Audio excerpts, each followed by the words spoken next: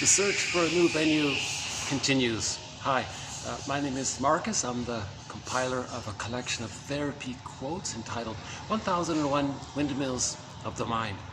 A collection of quotes taken from what's often called the psychodynamic or the psychoanalytic perspective, which long ago, as I understand it, was referred to by some as philosophical medicine. A good example of that is from 2,500 plus years ago, from Confucius, who recently just celebrated, I think their hometown just recently celebrated their birthday the other day. So Confucius, one of his wise words was, quote, "When I'm in a party of 3, I always have 2 teachers. To the one I admire, I emulate and learn from him. To the other, who I see traits that I don't like, I search for those very same traits in myself."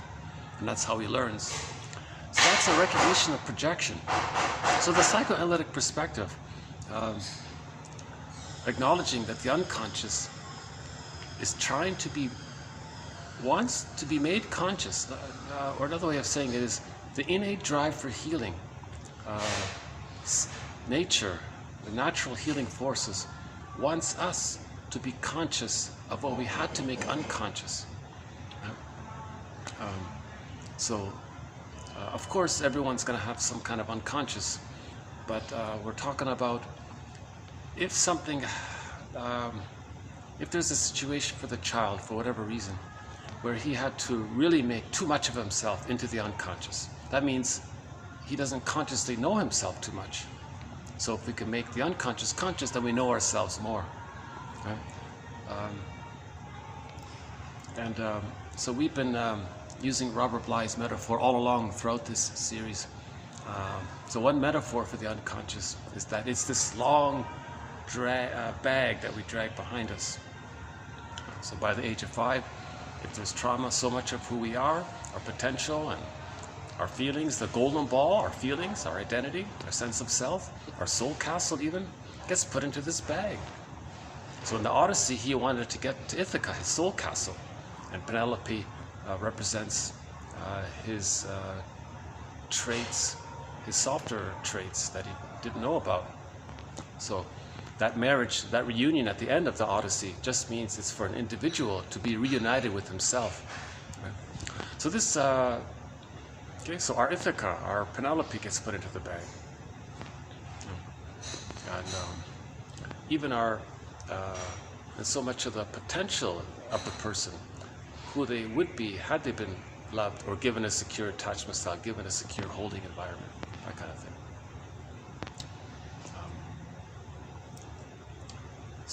Robert Bly gives examples of this. I won't go into it here. So Robert Bly's audio has won a Golden Windmills of the Mind award. All of his audio, minus the poetry really, all of his sort of psychologically minded audio, that where he was trying to help men grieve. Right? So he would tell men in the audience, "You experienced a loss. Did you know that? That was a loss. Can you acknowledge that?" So we experience losses, we don't even acknowledge it. Men just carry on. If we don't accept a loss, that can lead to complicated grief, aggravated grief, prolonged grief, the derailment of the natural grief process. That can lead to emotional fatigue, soul loss, nervous breakdown, burnout, etc. That can actually, a loss at midlife, for example, can trigger the strain trauma from childhood. Now the person has PTSD. So finally the person becomes a curmudgeon late in life because he's getting older, and his technique for staying loyal to the mother, because he's frozen there, hoping that her mother will change her ways and give the person the love they need for them to know themselves, that gets lost. Thank you. Okay. Here's my coffee. That's great. Oh, that's, you know, I don't need the other things. Just this one is no, that's fine. I don't need that one. Yeah. Thank you. Thank you. Well, here's my nice cup of coffee. Look at that, huh? Okay.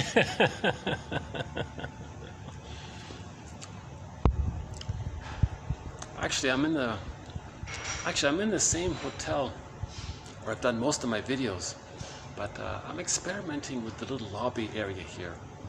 Usually it's busy, but I noticed at this particular moment it's kind of quiet. So for a little while I thought I might be able to do some of my video, but and then I'll continue in another place afterwards. So I'm sort of bouncing around at the moment.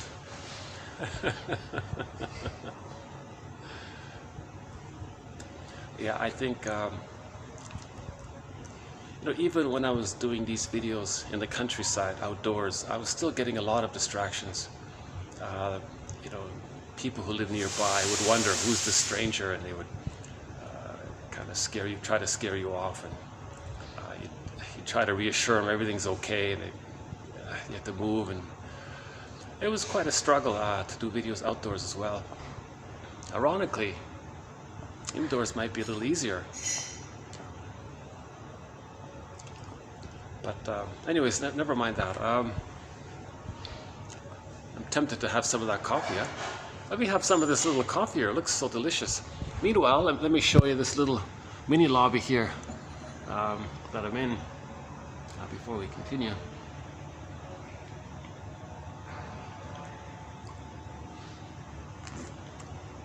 See, we can do the Gestalt exercise. You can imagine somebody in the chair in front of you.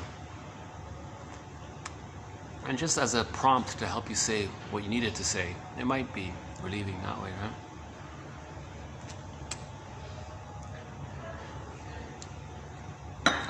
Okay. I don't usually drink in the middle of a video, but it looks so tempting. Yeah, what about this artwork here? I haven't even seen it yet. Hold on a sec. Let's see. I see. So these seem to be some kind of historical black and white paintings of the area. I see. Okay. Little history there. So if we know our personal history, that means we're symbolizing, that means we're accepting something that we couldn't accept. Okay, let's just go back to the bag for a minute. So sometimes we call this the shadow self, or the shadow, simply the shadow. So we want to own the contents of our shadow, reintegrate, re-own, resynthesize, claim back into ourselves, re-own that we lost, something that we lost. So Bly says we spend the rest of our lives trying to get back what we put in childhood. That's sort of the healing journey. Now, because of this innate drive for healing, one theory is that, or one metaphor is that, nature is going to say to this shadow self of ours, this second self, this secret self, this double self, this alter ego, the one who walks with me, who's not like me, who is me. Someone's living my life and I know nothing about him. It's going to say to this this double self, our shadow self, our unconscious self. So nature is going to say to the unconscious self, hey, unconscious self, we got to help the person accept you. Because you're in effect the inner child of the past who's in pain, still in pain. And so the unconscious ego is going to say, well, you're nature, what do you want me to do? So nature says to the unconscious ego, get him to regard others or attribute to others, make the person distort the present, to get him to say something that represents what's within.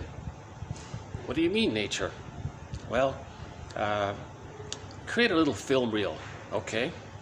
Now on the film reel, put some contents on there.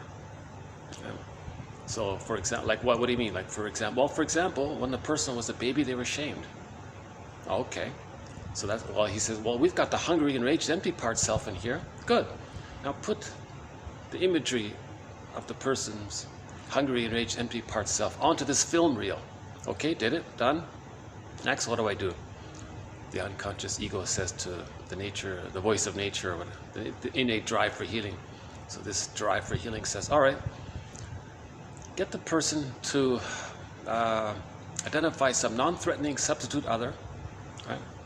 Or nature will do that. So nature will say, well, I'm going to get him to notice some non-threatening substitute other. And when I do that, okay, I'm going to get you to project the image of the hungry, his image of himself as the hungry, enraged, empty part self. I'd like you to project that image onto the other person. Oh, I see. So you'll tell me when you find this non-threatening substitute other? Oh yeah, for sure.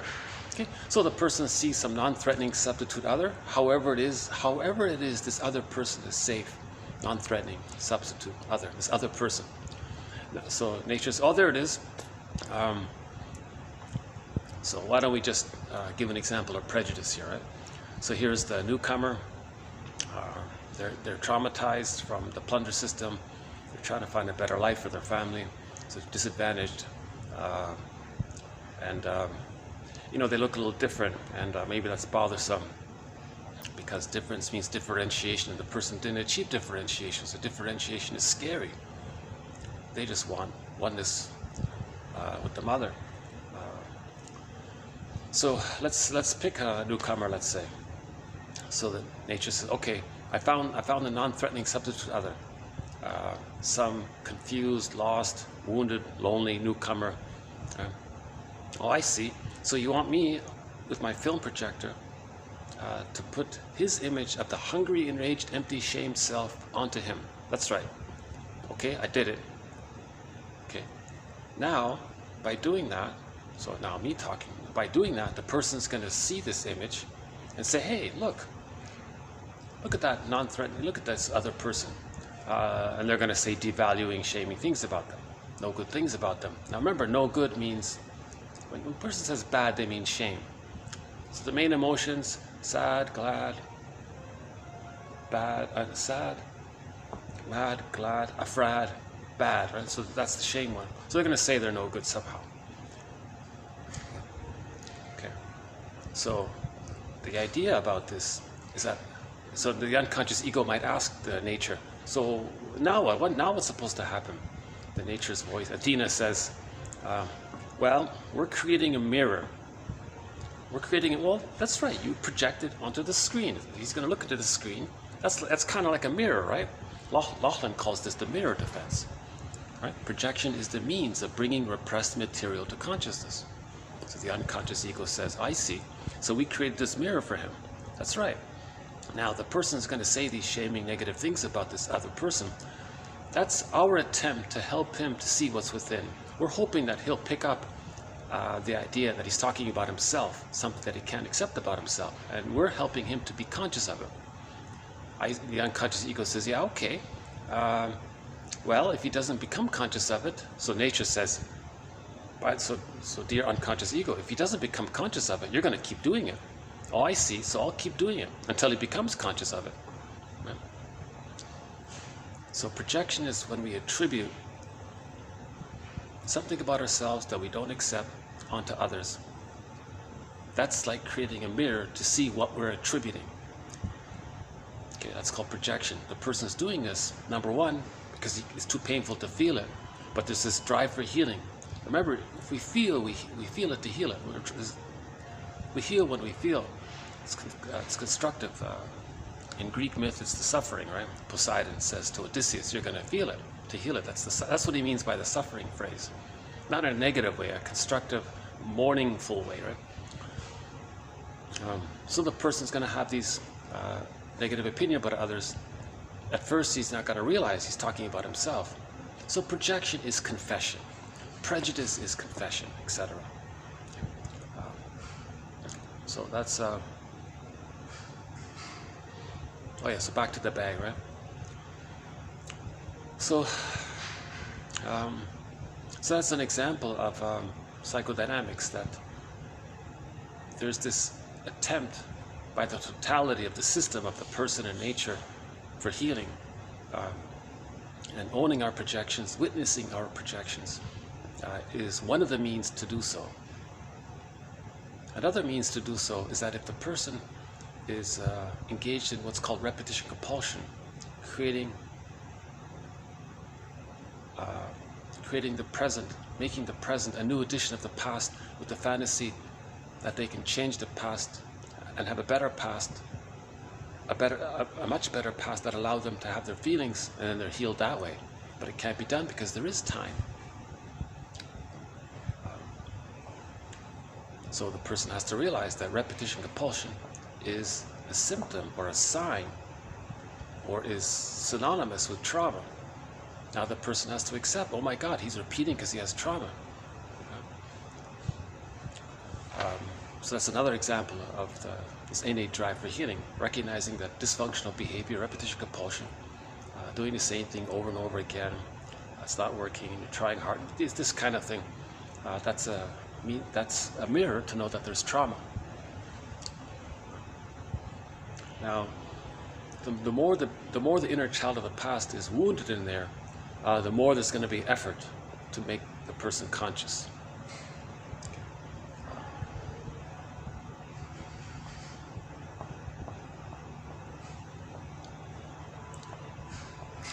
Now,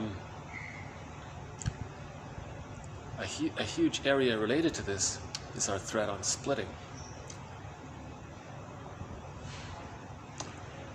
Let's back up. Okay, hang on a second. Let me go back to where I started from. We'll come back to splitting in a minute. Okay, this is, by the way, this is part 2. I started part 1 in a restaurant. And it was quite nice there, actually. I quite liked it.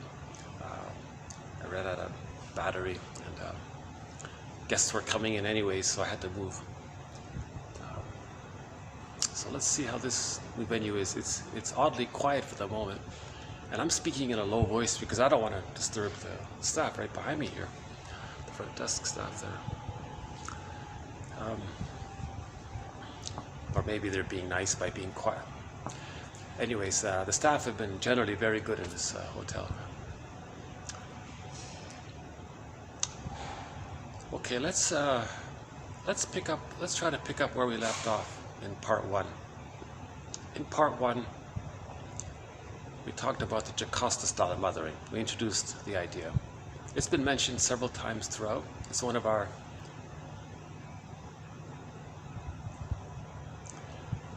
I don't think we have a full thread on it, but we do have numerous quotes on the Jocasta style of mothering. I come to think of it, it really should be a thread, right? So this is sort of where it starts in a way for the baby. Some mothers, when they were children themselves, weren't seen or mirrored. They grow up, have a baby, and some mothers then say, aha, here's my chance to be seen and mirrored. So they're going to parentify the baby. Now the mother might think, finally, at last, someone's going to mirror me, see me, respond to me, respect me, be attentive to me, look at me, do what I say, because her mother didn't ignore her, let's say. So she parentifies the baby. That's called childhood parentification. Now the mother doing this is called, that's the Jocasta style of mothering.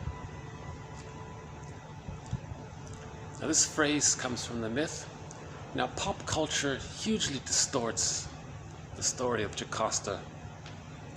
That story of her son Oedipus and the mother's Jocasta, that story is supposed to say that an approximate way to describe the Oedipus myth is that the mother wanted to marry the son, not the other way around. Of course not. No child wants to be smothered, but maybe the mother wants to smother the child, so to speak, and be impinging, demanding, and manipulative, using the child.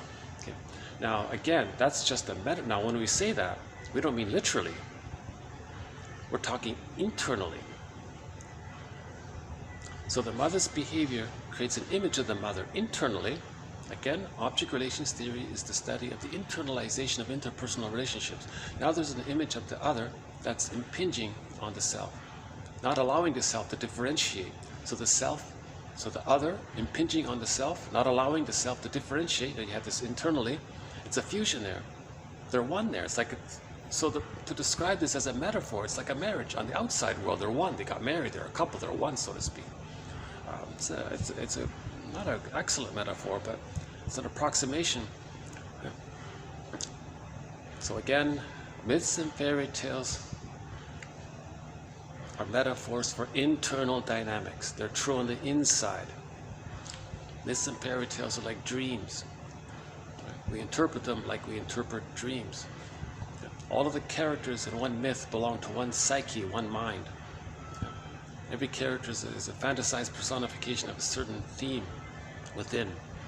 So the whole Odyssey is just for one person's psyche. It's the inner world.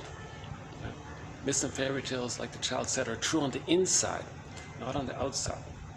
So that myth, where it should say the mother wants to marry the son, the mother marries the son. That myth, it should say that.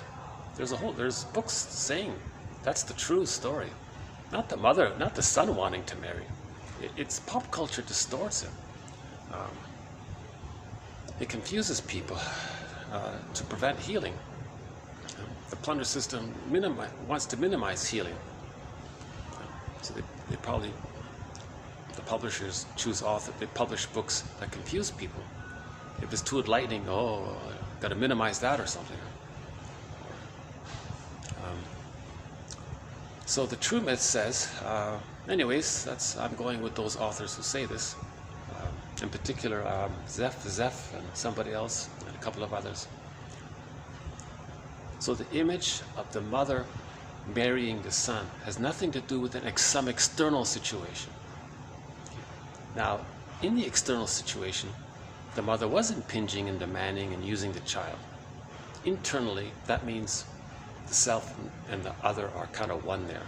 That's what they mean by this fusion there. So the Jocasta style of mothering will lead to this inner fusion, the self and other, meaning the self can't differentiate out of the self-other imaginal union there. The self can't differentiate, have a self-representation, because it's too energized in this blurred imagination of the two of them being one.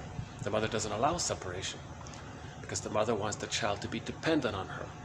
The mother wants the child to run to her for every little trouble. The mother wants to be needed and important and seen. So she'll sabotage the child's autonomy, reward his illnesses, reward his dependency needs, but withdraw her support when the child becomes psychologically autonomous. So she's brainwashing, conditioning the child, not giving the child what the child needs to differentiate. The child doesn't want the child to become psychologically autonomous, to have his ontological self. That means he won't really need her. One self-help book is called When He's Married to Mom. Okay? So again, if it's a son, it's the mother complex. He might marry another woman, but his first love, his true loyalty is to that mother in the mind. And the wife feels lonely. I don't feel close to you for some reason. If it's the daughter, it's the Electra complex, as explained by Hendrika Halberstadt, something like that. She has a book called The Electra Complex. Hold on a sec. Let's get this back here. Okay. Now, another thing that can take place with the Jocasta style of mothering, maybe at the same time that she's using the child, parentifying the child. Sometimes they partnerify the child. The mother thinks that she's going to have a best buddy now. So she's not really a mother to the child. She's more like being equals or something. Meaning it's not so bad that way, but the child is still missing out on a mother to be seen as unique. The support of the mother and the strength and the security of the mother, the child's sort of missing some of that. Right? That's called childhood partnerification. They're a little similar but different. Right?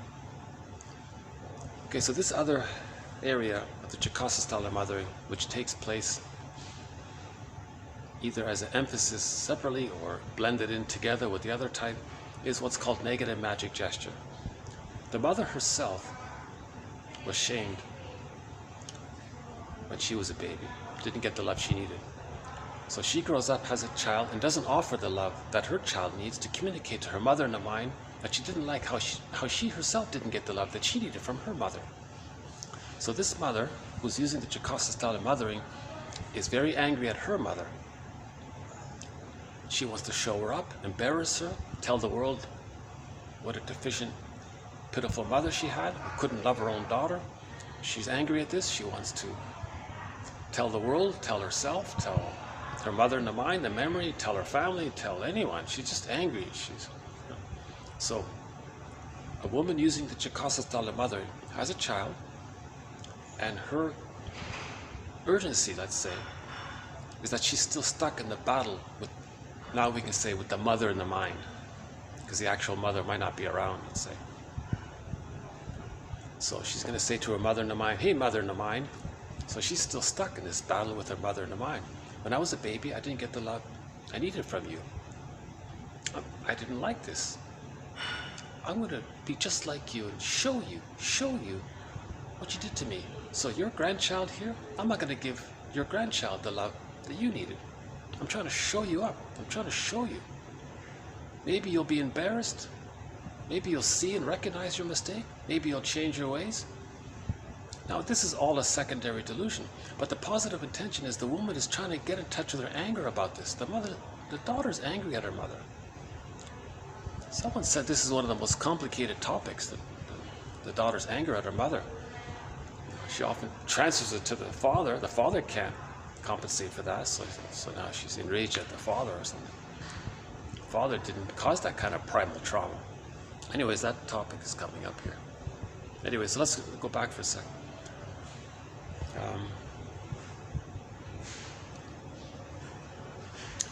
Where was I? So negative magic gesture, huh? Okay, so this mother is also involved in this with this innate drive for healing. Now, her innate drive for healing is that she wants to get in touch with her feelings that she's angry with her mother, but she doesn't know that she's angry at her mother. So she's shaming the child as her way to communicate that she's angry at her mother. She's trying to show off the mother, so to speak. Burglar makes a point about this. And there's an episode in the TV show Judd for the Defense that talks about this, that actually makes reference to Burglar, I believe. Anyways,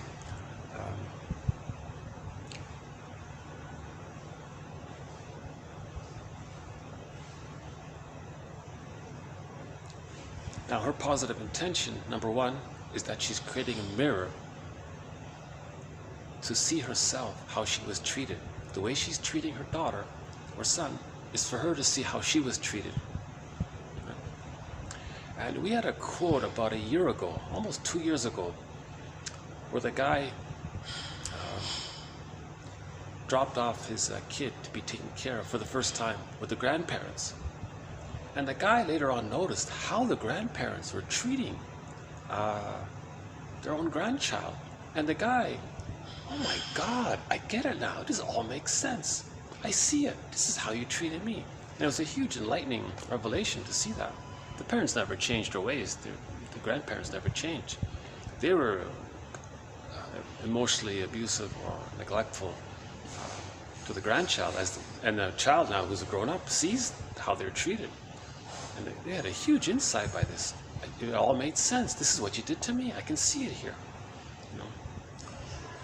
Now those grandparents are caught also in a negative magic gesture. The grandparents, each of them are saying to their parent, mother in the mind, look, mother in the mind, you see how I'm shaming my grandchild? I'm trying to communicate to you that when I was a baby, you shamed me. So you see how crazy, you see how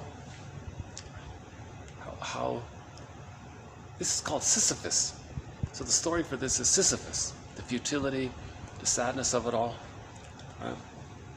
the loss engaged in this. All of this behavior is a mirror. It's a mirror. The person is meant to get some inkling. Oh my God, I think I'm trying to see what happened to me. I'm doing what was done to me. It's called a negative magic gesture. That's one of our threads. Edmund Burger's theory of the negative magic gesture. Hurt people to communicate that they're hurt, kind of thing.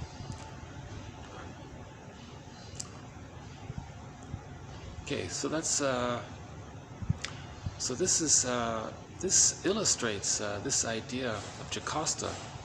Illustrates this has been known for thousands of years. Now, why would mothers do such a thing? Why would mothers prentify the child, use the child as a symbiotic object? for the mother. The mother is meant to be a symbiotic object or a self-object for the child. So the child is using the mother to help the child self-develop. Rather, the mother is using the child to help herself develop.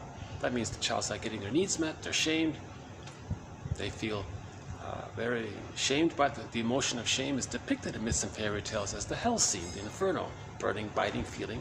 Again, the burning, that's the, again, that the inferno scene, the burning, biting feeling, that's a metaphor for the emotion of shame. It's embarrassing, your face is red, those kinds of, it's embarrassing, burning, biting feeling, right? So myths and fairy tales describe internal dynamics. They're true on the inside.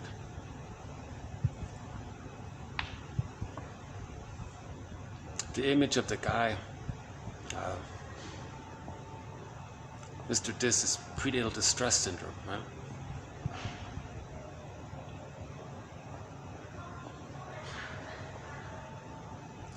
The mother, the personified force behind the child feeling shame.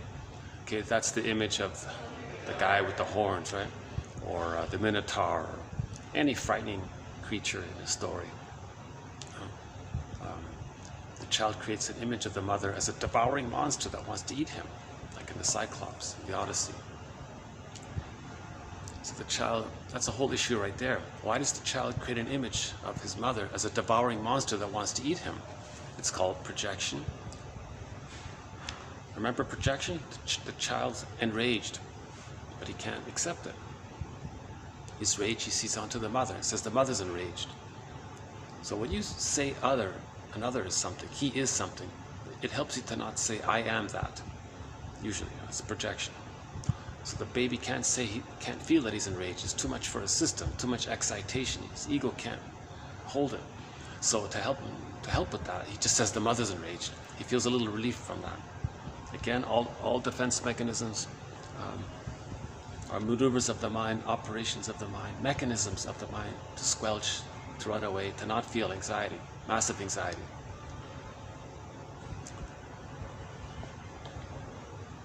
Now the mother's this giant in the nursery. I'm experimenting with the Cyclops idea. Okay, that's a breast, right? This giant, important, all-powerful breast. Now the one eye, that's the nipple. Yeah. And it's enraged. The Cyclops is enraged.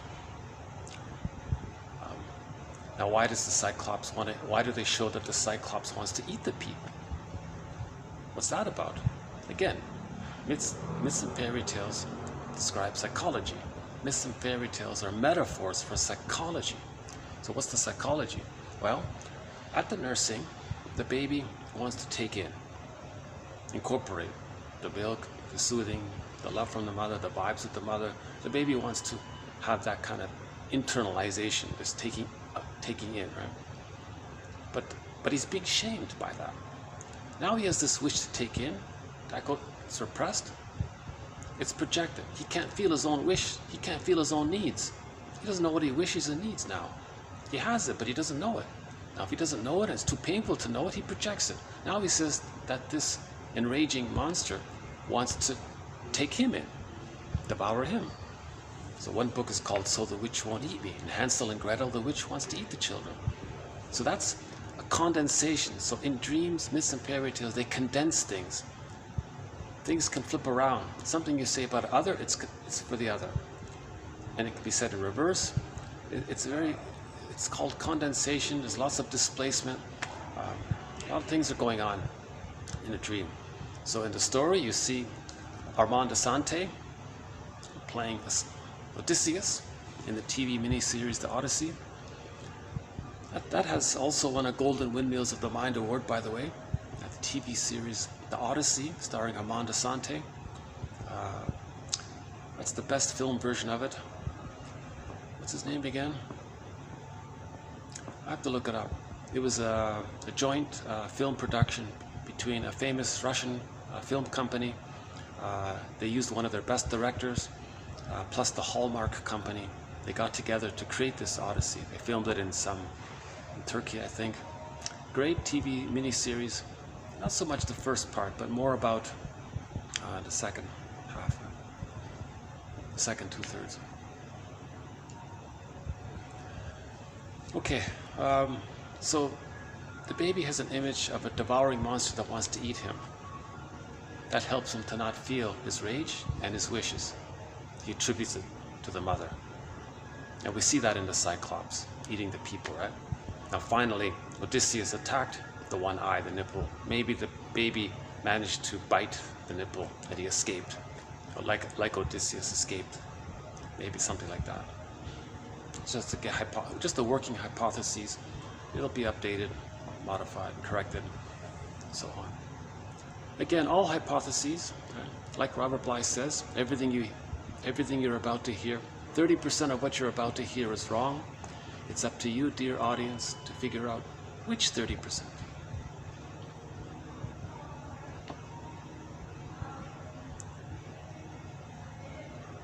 Now I imagine he doesn't care about the number. Maybe he could have said 50%. Anyways, he was encouraging the listeners to think for themselves. Robert Bly was always making a point about not wanting people to project onto him.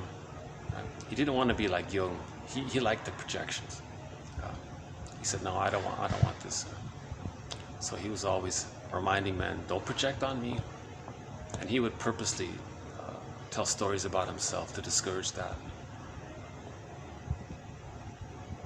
And never mind Robert Bly for a minute. Yeah, but his zinger was that what he was saying was also hypotheses. I hope the audio is okay. I'm talking in a very, very low voice here. Should we take another little stretch here? Hold on a second. You know, this coffee looks so tempting here. Pardon me for a second. I get another.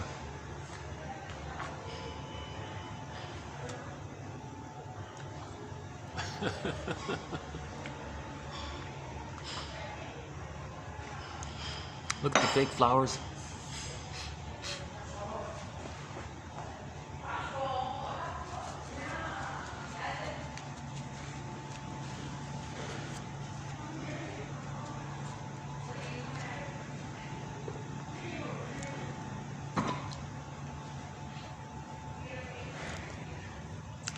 Oh, it's nice. They give the guests free lemonade. That's nice. Okay.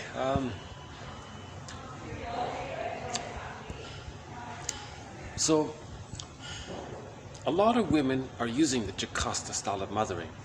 Remember the basic slogan. Mothers are there to meet the needs of the baby, not the other way around. If it's the other way around, so we're calling that the Jocasta style of mothering.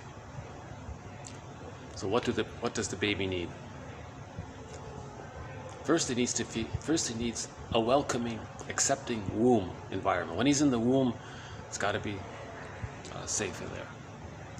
The mother shouldn't go to a heavy metal concert. Shouldn't argue too much with her husband. Watch terrifying things on TV. Don't be stressed, because the theory is her cortisol, they say, can literally enter into the child. Now he's stressed out already. So he can lose his golden ball even while he's in the womb, apparently. He's too stressed out. Now, if there's prenatal distress syndrome, he's susceptible to birth trauma if there are complications at birth. So you want him to be strong to handle that transition of the birth. So the child needs a safe womb.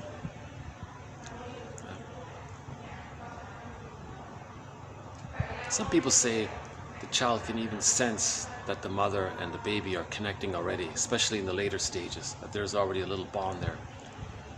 It takes 9 months for the mother to. So in other words, apparently there's already a kind of a bonding going on while the baby's in the womb. Anyways, just the baby needs safety in the womb. His first object is primarily the cord and the placenta.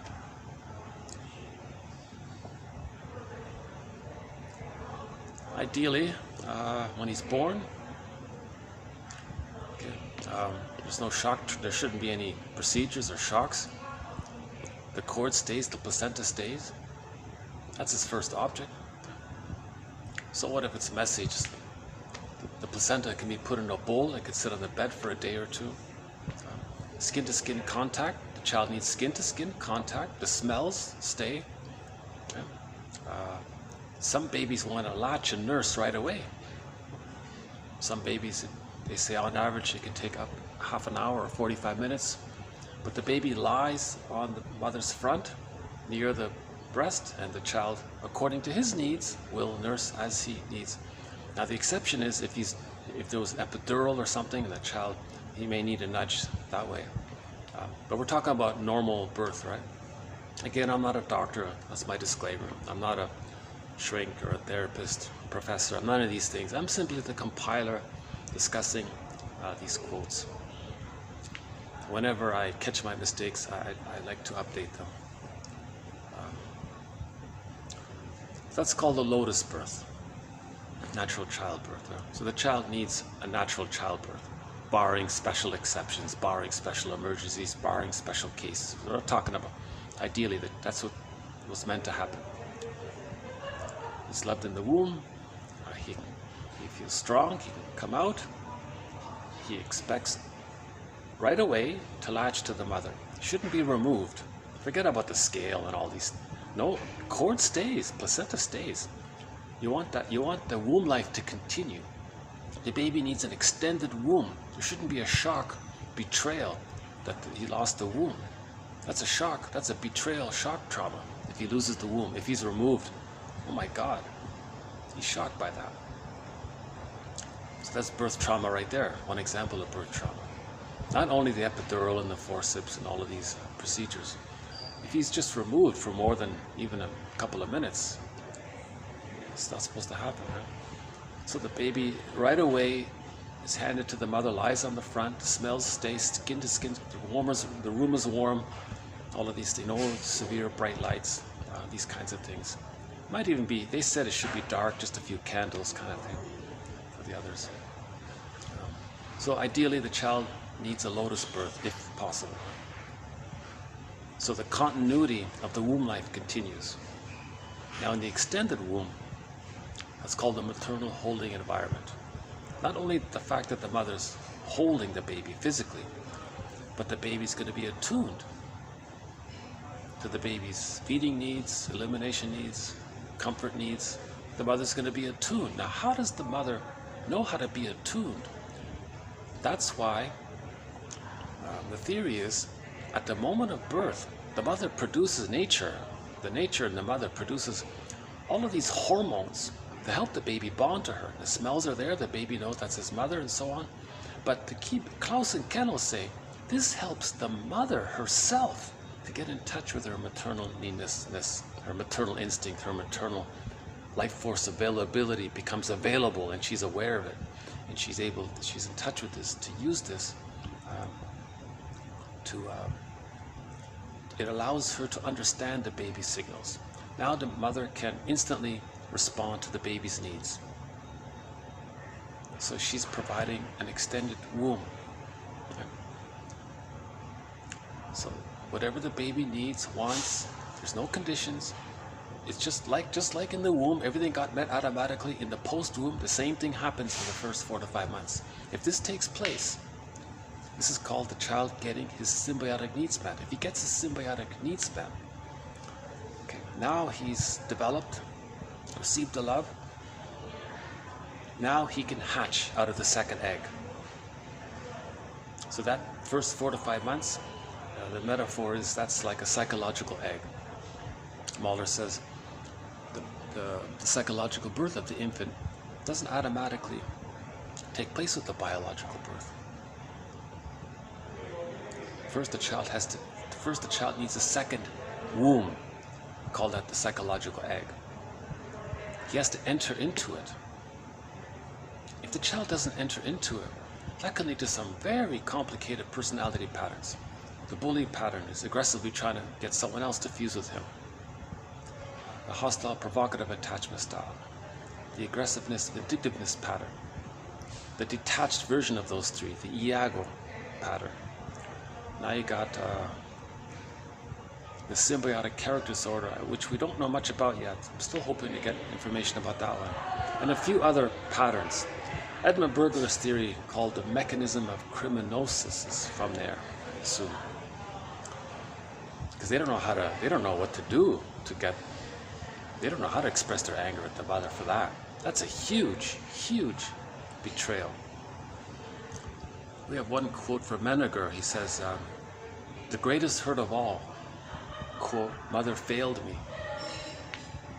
Mother failed me, the greatest hurt. So that's, at that stage, at that area, for the mother to fail the baby at that time, oh boy, that's really, the main emotions for that person are going to be hate, greed, envy, spite, vindictiveness, schadenfreude, always chasing the ego ideal, meaning the fusion with someone else, which is them, others are them, so others are objectified, others are self-objects, others are the breast, symbolic breast, placenta, if the trauma is in the womb, power and control, manic defense, love and gratitude haven't entered the psychological picture. They're still trying to fuse with someone to get the love they need to differentiate, to know themselves, but it can't happen, so that they never differentiate.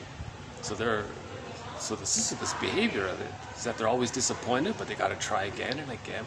Now, this behavior is a mirror for the person to know that they didn't get their symbiotic needs met. One author says maybe he was prematurely, he puts it this way, the baby was prematurely ejected out of the womb. The physical womb and the psychological womb, put it together as one. He was prematurely ejected out, and he's trying to get back in. So there's that joke, we spend the first 9 months of our lives trying to get out of the womb and the rest of our lives trying to get in. Maybe we can update that joke. We spend the first 9 months of our lives in the womb, and the following 4 to 5 months or 3 to 7 months of our lives in the extended womb together, combined, we spend all of those months in these two wombs, the biological womb and the psychological womb, and the rest of our lives trying to get back in one or the other. Yeah, that would be a refinement of that joke, right? So that's why they're so aggressive, the bully pattern, because they're trying to frighten, create trauma bonding, to get a lackey to be at their beck and call, to respond to them, to see them. No, it can't be done. No lackey can be their breast mother. But they feel some relief by it. And they're manic about it, the bullies, manic about it, so they're going to try hard. They always want a position because their concept of themselves is that Garden of Eden time when they were in the womb, or maybe partially at the breast, when it was all about them. And that's their image of themselves, and they want to maintain that. So they'll put others down to maintain the one-up position. The act of shaming others to communicate they were shamed makes them feel important, so there's the one-up position there, and so on. So they take refuge in this ego ideal, or the grandiose part self, or infantile megalomania. They're stuck there. They didn't get, yeah. Hold on a sec.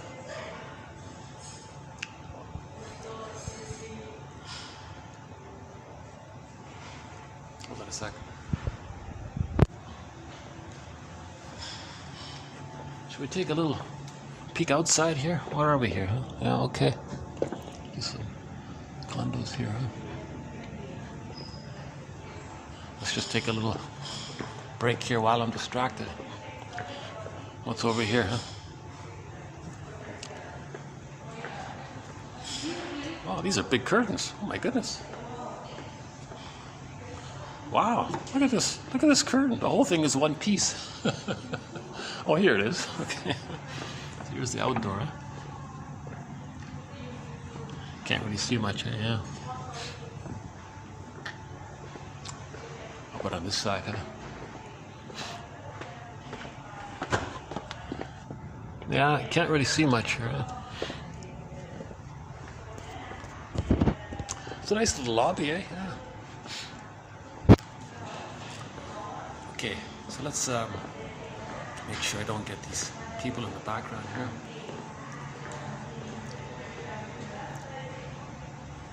Okay.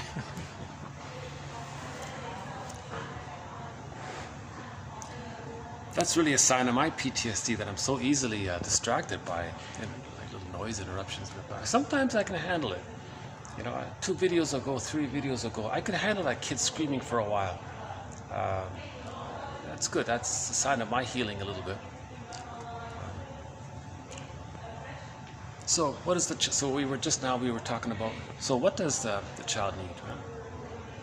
He needs to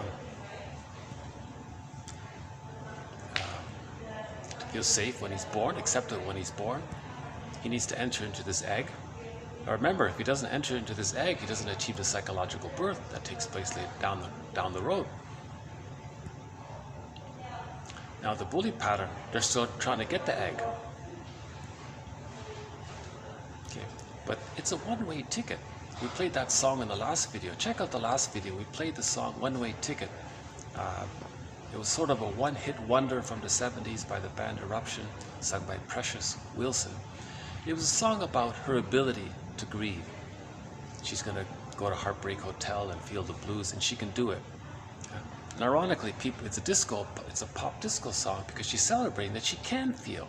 So she has emotional freedom. So she's celebrating. She has emotional freedom. She can feel her feelings. She can accept loss. So that's why it's a celebratory song. I find it appropriate that way, that it's a disco song.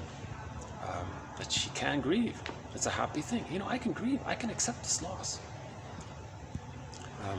Now, I like to borrow that song to convey the idea of time. Time is forward. It's one way. You can't go back. So the person with the bully pattern, for example, or the Iago, sort of the detached schizoidal version of that, they just have envy. Those patterns, the unhealthy 5 and the unhealthy 8 on the Enneagram for convenience, those patterns are mirrors for the person to see, as one author says, that they didn't get their symbiotic needs met. Now they have to forgive the mother for that. The mother may be a victim of the plunder system. So now they got to understand, well, what's the plunder system? So we have a whole thread about the sociological factors. Actually, we have a sub-thread on our main thread on the psychology of prejudice. There's a sub-thread on the sociological factors that lead to prejudice, but this sub-thread can also simultaneously be used to explain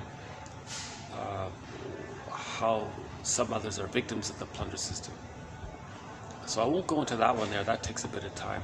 It starts with Homo botoensis from 1 million years ago, and then evolves to Homo sapiens, Homo naturalis, and then Homo naturalis, and the natural version of Homo sapiens becomes Homo economicus, a distorted version of Homo sapiens, or a confused version, let's say a confused version, misguided version of it.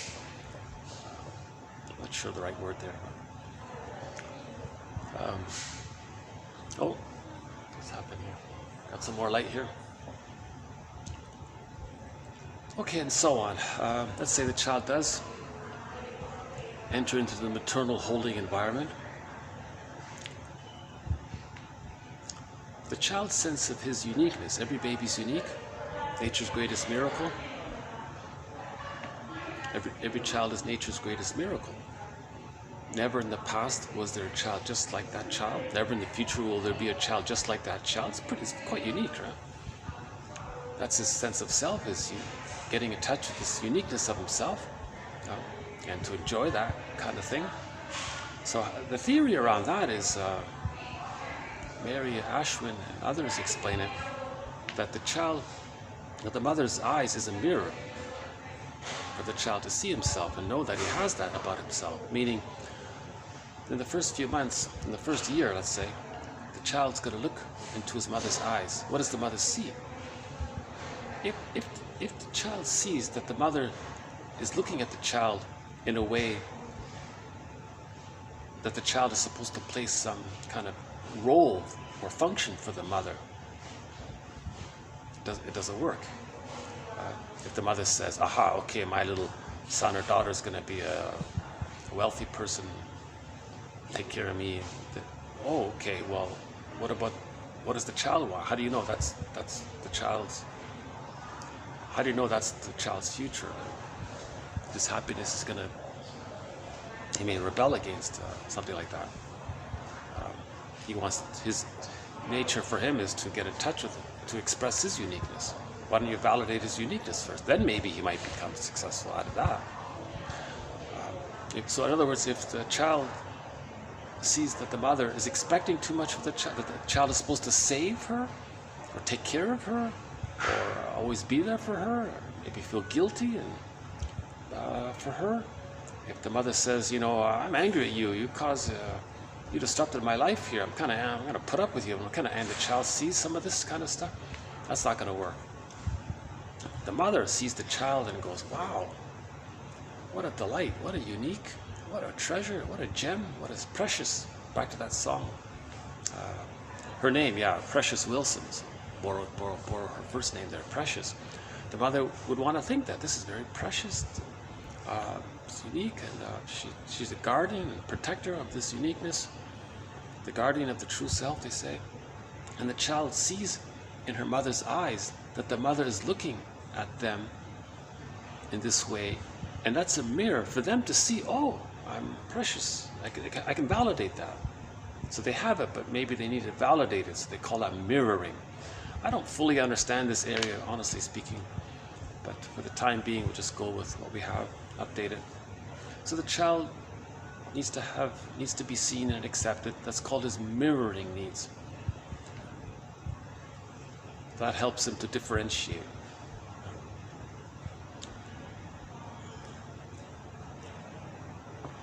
Now, if the child hatches out of the egg at 4 to 5 months, he starts to differentiate. But this hatching out is gradual. It takes 2 years or 2.5 years to reach the greater differentiation, the more fuller differentiation. They say there's no perfect differentiation, but so he starts to hatch out. He's partially differentiated. Now, if he's partially differentiated, that means he got the love he needed while he was in the egg. Now he's half psychologically born, put it that way. Now he's partially psychologically born. That means love and gratitude have entered the psychological picture. Okay? That means the child can feel a little badly if he hurts the one he loves. That means the child can make reparation if he loves somebody. He has apology. He can feel regret. He can feel. He has a wider range of emotions now. Okay? And gratitude has entered the psychological picture. You see, those earlier patterns, the bully pattern, the Iago pattern, they're just stuck at the ingratitude. Gratitude hasn't entered the psychological picture. So gratitude is an advancement. It's an achievement. It's an accomplishment of emotional development. So if a person doesn't have any gratitude in life, if they feel, what's this gratitude? I don't get it. It's all about me, and they're angry. That's a mirror for them to know, right, that they're stuck in either the narcissistic pattern or the BPD pattern or the bully pattern, the Iago pattern, or some of the other patterns. So that's a mirror for them to know there's interpersonal trauma, developmental trauma, relational trauma, strain trauma, arrested development, stunted development, the derailment of psychological, emotional development took place, sometimes called a fixation, at the rejection level of not getting their symbiotic needs met, not getting their mirroring needs met, not getting their maternal holding environment needs met, not getting their self-object needs met, etc. So that's something to mourn, the loss of not getting those needs.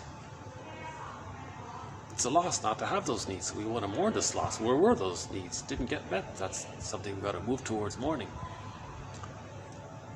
Okay.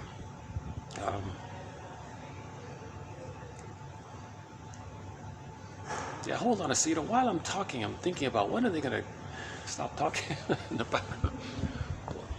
I guess when I get used to a certain thing, I'm sort of... All right, let's take a coffee break here.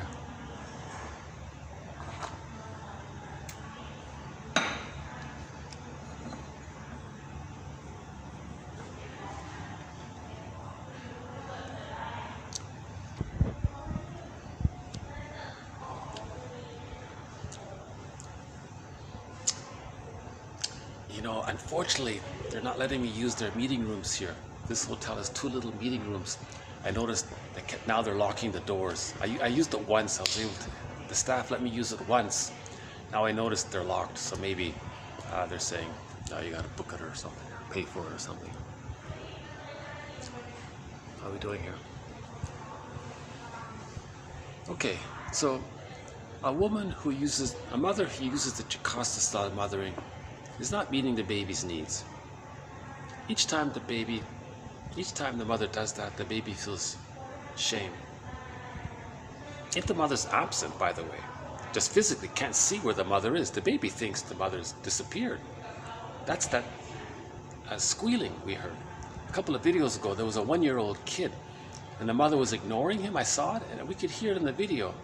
This kid had a very high-pitched squealing sound, a very terrifying, like nails on the chalkboard, like a really high-pitched sound. That kid, the theory is, as I understand it, is he thinks in that moment, where's his mother? He might perish. So he's squealing in the most desperate manner the kid can. Where are you, mother? I can't make it if you're not here. Where are you? So he's calling. So he's in that kind of pain. He was actually, I think he was screaming that Edward Munch painting. He was sort of screaming that in a way. So that's the theory. The child has no sense of time. If the mother's not there, the mother is gone. There's a term for that kind of anxiety. In the jargon, in the books, they have a term for that type of anxiety, which I don't really use. But so okay. So again, a mother using the Jocasta style of mothering due to a narcissistic need to keep the child dependent on her or obedient to her authority. It makes her feel important. She's always in the one-up position. Now she's going to squash all of the child's attempts to become psychologically, emotionally autonomous. Now, an added point here, if she not only stifles the child's drive for psychological autonomy, but also suppresses the child's anger around that, the child may develop an emotional masochistic personality trait. So that's one way of talking about the self-defeating pattern. The child's going to have an internal representation that if the child activates, so if in daily life the child has to activate, that's going to trigger the memory of when the child had a wish or a need or a feeling that the mother got angry, and it was now the other is them, now they're angry at themselves. So they're going to recreate that dynamic in their lives. So they'll create disappointments, and that stays loyal to the template.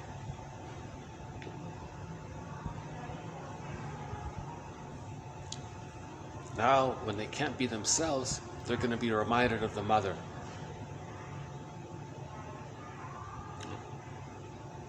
Something like that. So all dysfunction is an attempt to stay loyal to the mother in the mind. Why? Because they're trapped in a catch-22. They're staying because they're waiting for mother's love, but mother's love, they're never going to get it because it's a ghost now. So it's a catch-22. They need mother's love to differentiate. So they're waiting for it, but they're not getting it.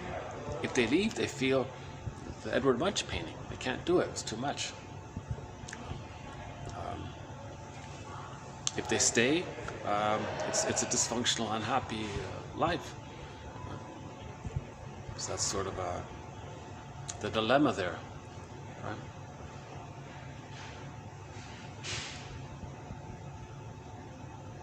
This can lead to melancholia, right? No, let's not go there. Okay, let's just leave it at that for the Jocasta style of mothering. I just thought that was an interesting point to make.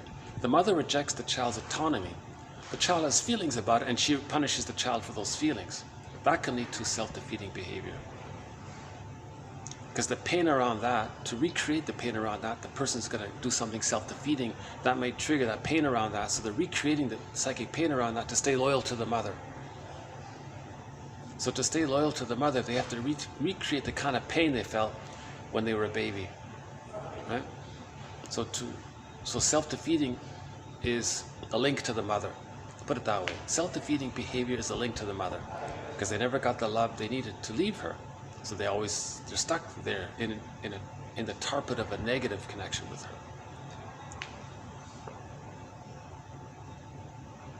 They are connected to her, but it's negative, right? Now the bully pattern is trying to get that. So they're more aggressive and belligerent about it.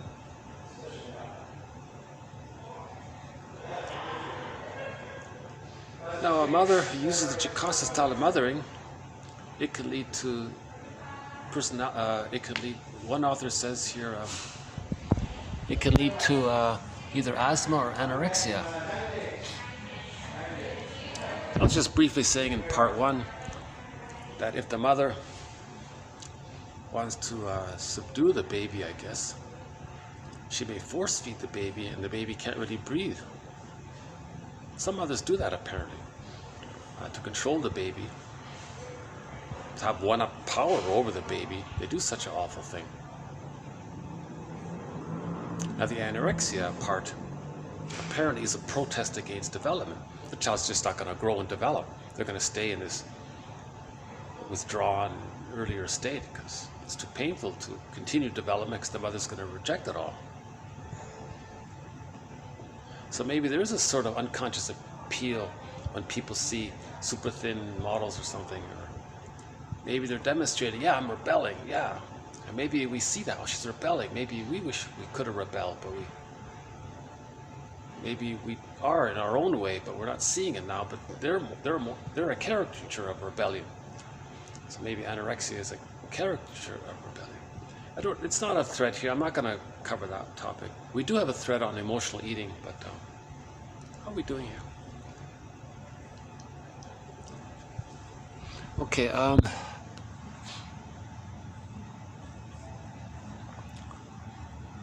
Yeah. So, in other words, asthma is sometimes created by the environment. So that's something the child's born with. The mother didn't let the child breathe, force feeding. Mother's got to use the schedule, feed now. The baby couldn't breathe. He didn't want to eat the thing he didn't want to eat. He didn't want to drink at that time. He was stuffed. Kid's probably vomiting or something. No, you got to eat now. The mother's doing this awful. What a misattunement. Why is the mother so misattuned? Why is she so okay. Because maybe the baby was removed. Then the hormones dissipated. When the baby was returned, the mother, who is this? It's a rejection. She's grieving. Kettle and Klaus say, when the baby's removed, the mother has all of these bonding hormones. The baby's removed. The mother's mourning the loss. They say the mother's mourning the loss. She's already grieving. The baby wants to come back and bond, but the mother's grieving. So there's a cross mixing there. So the mother then rejects, what's this? Get away, I don't want you. So the mother rejects the baby emotionally because she's grieving. You know, when a person's grieving, leave me alone. So the baby comes, no, leave me alone, baby. So the baby's rejected. By that, yeah, I forgot about that point.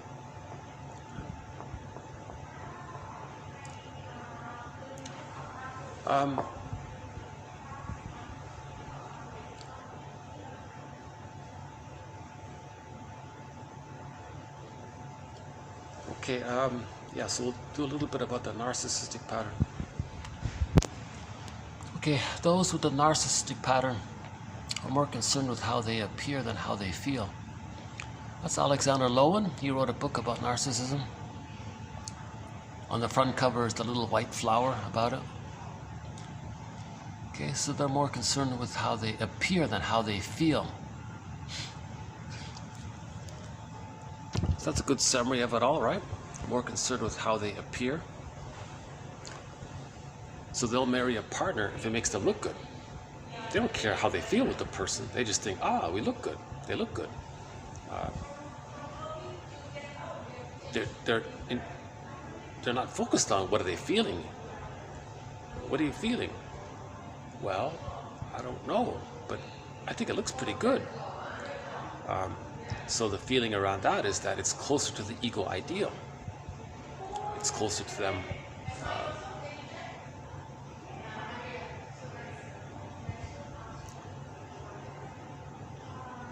If the partner is attractive or something, then they're considered ideal, they can project the one-upness, and they're one with them, and they have maybe a higher status or something. So that's closer to the ego ideal, closer to the image of themselves that they were little gods. So important. So the basic concept is the baby feels it's all about him. In the womb, it's all about him. He doesn't understand that there's other. There is an other, but he doesn't understand it yet. So that's called the Garden of Eden. It's blissful, oceanic bliss, oceanic oneness, heavenly feeling, Garden of Eden, Shambhala, Shangri-La, all of these phrases for it. Right? Mother-infant dual unity, the unico mystica. It's the paradise. He's in paradise. So the image of himself in this state is that he's a little god, right? Infantile megalomania. So this image of himself in this state is called the ego ideal. Now when Narcissus looks in the pool of water, he sees an image of himself. That's the ego ideal. So he sees an image of himself that he remembers when he was in this paradise with the mother, but the mother's him. So he sees himself, he sees the mother, but the mother's him. So he's stuck there. He's still looking for that because he didn't finish development. He didn't finish out of that stage. He's supposed to differentiate from the mother, but he's stuck in with the mother.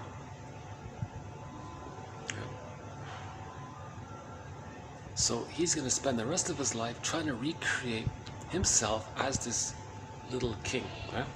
That's the narcissistic pattern. It's so important, it's all about them. Now how do they relate to others? They objectify others.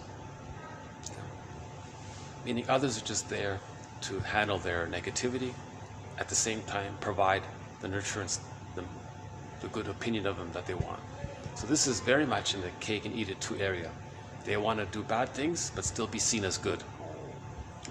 And they try to manipulate it that way. And you can see that. You can see people you might see a character in a TV show wanting to look good, but we know they did the bad thing that they're hiding. At the same time, they want to be seen as good. So there's a fair bit of that if you look carefully.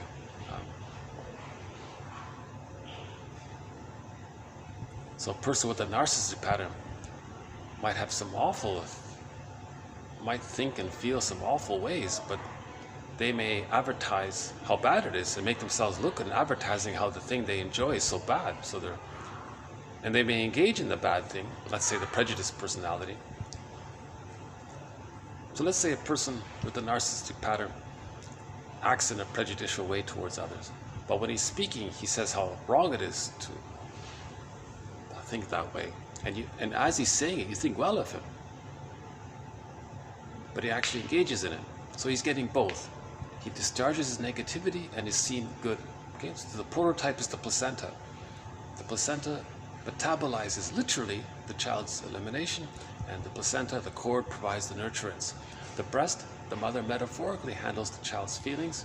It's called projective identification. The mother gets the signal, the baby communicates. In other words, the baby communicates, the mother feels it, can handle it, she's strong, and then returns the love they need. Right? So the narcissistic pattern is still in that mode of where the other has to handle their negativity and still provide the goodness. So all babies are in that mode. It's just a taking in mode, and they're stuck there. They didn't receive enough to feel safe enough to differentiate and know himself.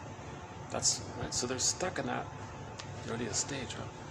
So the narcissistic pattern is sort of in that area, right? So this thing about how they look, if they look in a one-up way, they don't care about feelings because the feelings are squelched. Right? They can't accept feelings. So love and bonding are not there. So money and power. Okay, so money and power. So of course they're addicted to money and power, status, etc. Because that's symbolic of the power that the mother had in the one-up position. So the mother was in the one-up position over the baby. the mother shamed the baby. At the same time, the baby became shamed. The mother felt that she didn't have to feel how she feels shame within. So the baby's metabolizing, so to speak, the mother's disowned feelings. The baby's containing it or holding it. So the mother now thinks it's externalized. Well, the baby's shamed. No, she's not shaming. She doesn't feel shame.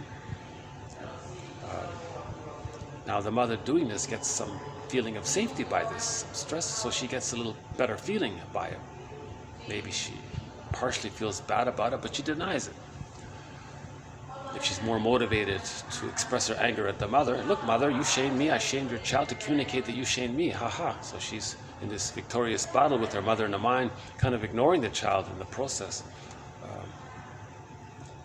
Because she was objectified, so she objectifies the child. She didn't achieve differentiation. She doesn't see herself and she doesn't have what's called whole object relations, three-dimensionality.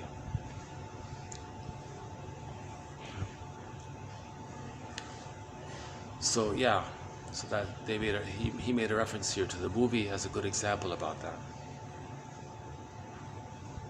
Money and power keeps the person in the one-up position, because the mother was in a one-up position. Now the greed is an attempt to find the breast, but it can't be done.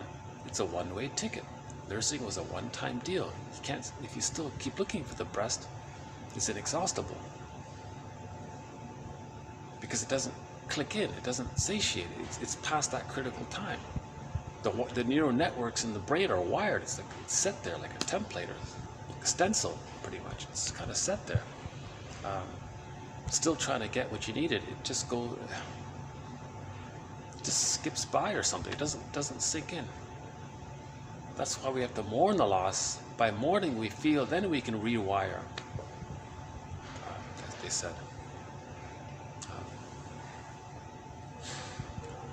So the power over, so that they can put others down, so they feel one up, because the mother was one up and they have identified with the aggressor. Now remember, when the mother shamed the baby, she got a feeling of safety, hence the serotonin.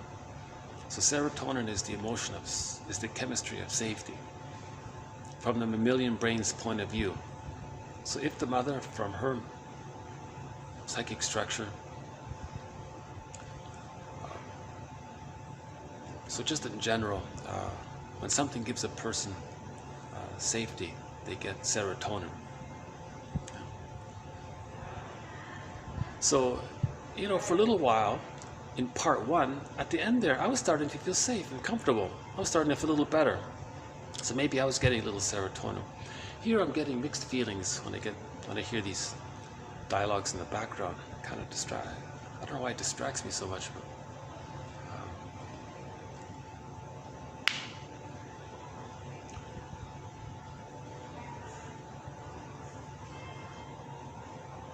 I always associated this room with it being crowded with people, so now when I'm here, I'm reminded of this crowd. It's like my unconscious reminds me, this is a very noisy room. Aren't you supposed to be nervous by that or something? But ironically, so far, this room's been pretty quiet. This is rare. Usually this is packed in here.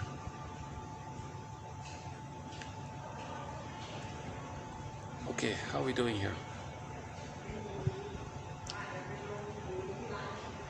So, the narcissistic pattern is about the person is chasing the ego ideal. The ego ideal is the image the person had of himself where he believed he was a little god. And he's always chasing this image. So that's the reflection of the pool of water, and he's stuck there.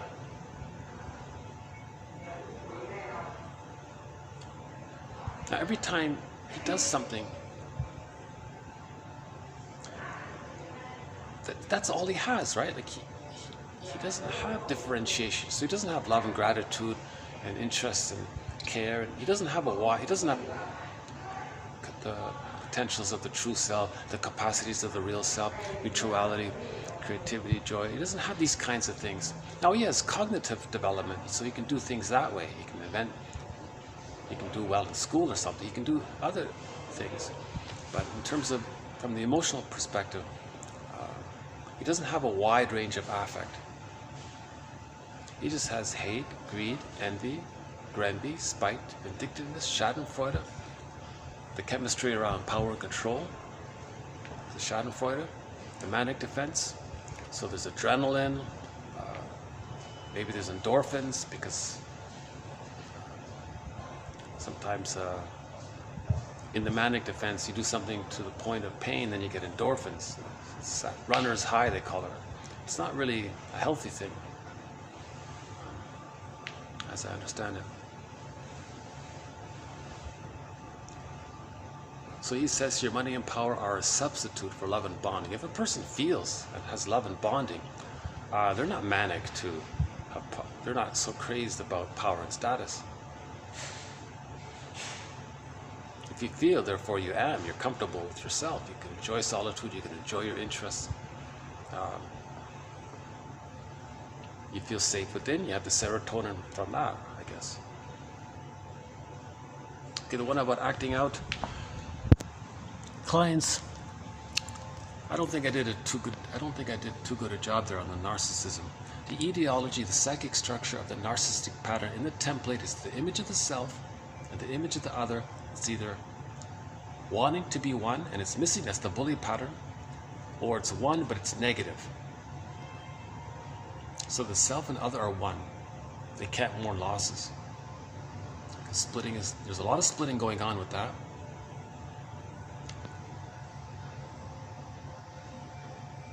Fusion doesn't allow mourning, because if later on, if there is a loss, they look at the template to acknowledge a loss externally. They look at the template, the other internally means it's one with them, so the other is them. So to acknowledge the loss of an other externally means it feels like internally that you're going to lose yourself because the other is yourself. Because of the fusion there, self and other are blurred, it's one, so you can't acknowledge the loss of an other. So that's so in the narcissistic pattern, yes, they have melancholia, they have complicated grief, aggravated grief, prolonged grief, etc. Yeah. So this melancholia, along with that, is that the emotions that they would normally feel around a loss, they deny, but it's within. They deny those emotions, because to accept those emotions means now you're angry at yourself, sad at yourself, because the other is you, annoyed that all of the emotions that you would have with a loss externally, the other is you internally. Now you're directing it at yourself. That's too painful, a lot of pain around that. So they have the manic defense, so they could be the workaholic, addicted to running, addicted to perfectionism, all of these other things. Yeah, maybe the OCD is a part of that. I'm not sure. Yeah, no, I'm putting that aside. I think I'm going to start to tackle the BPD pattern. Maybe later on we'll look at the OCD one. But let's just continue here.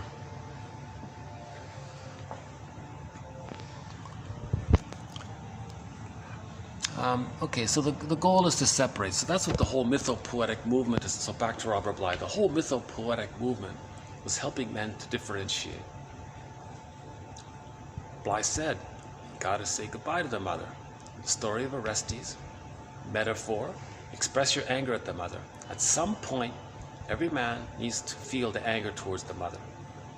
Again, we're talking about the 70% who received an insecure attachment style. Those who got a secure attachment style, they're pretty lucky. Or whatever the figures are. It's just an estimate. But 70% of the men, at some point, are going to need to feel some anger towards. They don't have to act it out. They don't have to do anything damaging. It's just a feeling. Feelings doesn't mean actions. You just have to feel that. And you have to put it to words. You have to write a letter. Mother, Mother, when you did this, I felt this. I didn't like it. I'm very hurt and angry by this. You got to express your... We had that quote from the guy who went to the cemetery and he took a plastic... what did he do? Oh yeah, I remember now. He went to the cemetery, he saw his mother's tombstone, and then he started to pound the ground beside the tombstone or something. finally, for the first time, expressing his anger at the mother. You don't have to act it out like that. You can just put it into words. You can just say it. But a harmless thing like pounding the ground, I guess that's maybe the limit that way. You wouldn't want to go beyond that, right? Beyond the pillow type of thing, right? Actually, even that, it would be more helpful to express it. If the mother's alive, you pick up the phone. I got some things I gotta say. I want you to hear it. She'll deny it. She'll want to hang up. You gotta hear this. Write it down. Make sure she reads it. Keep sending a copy of it until she does read it or something.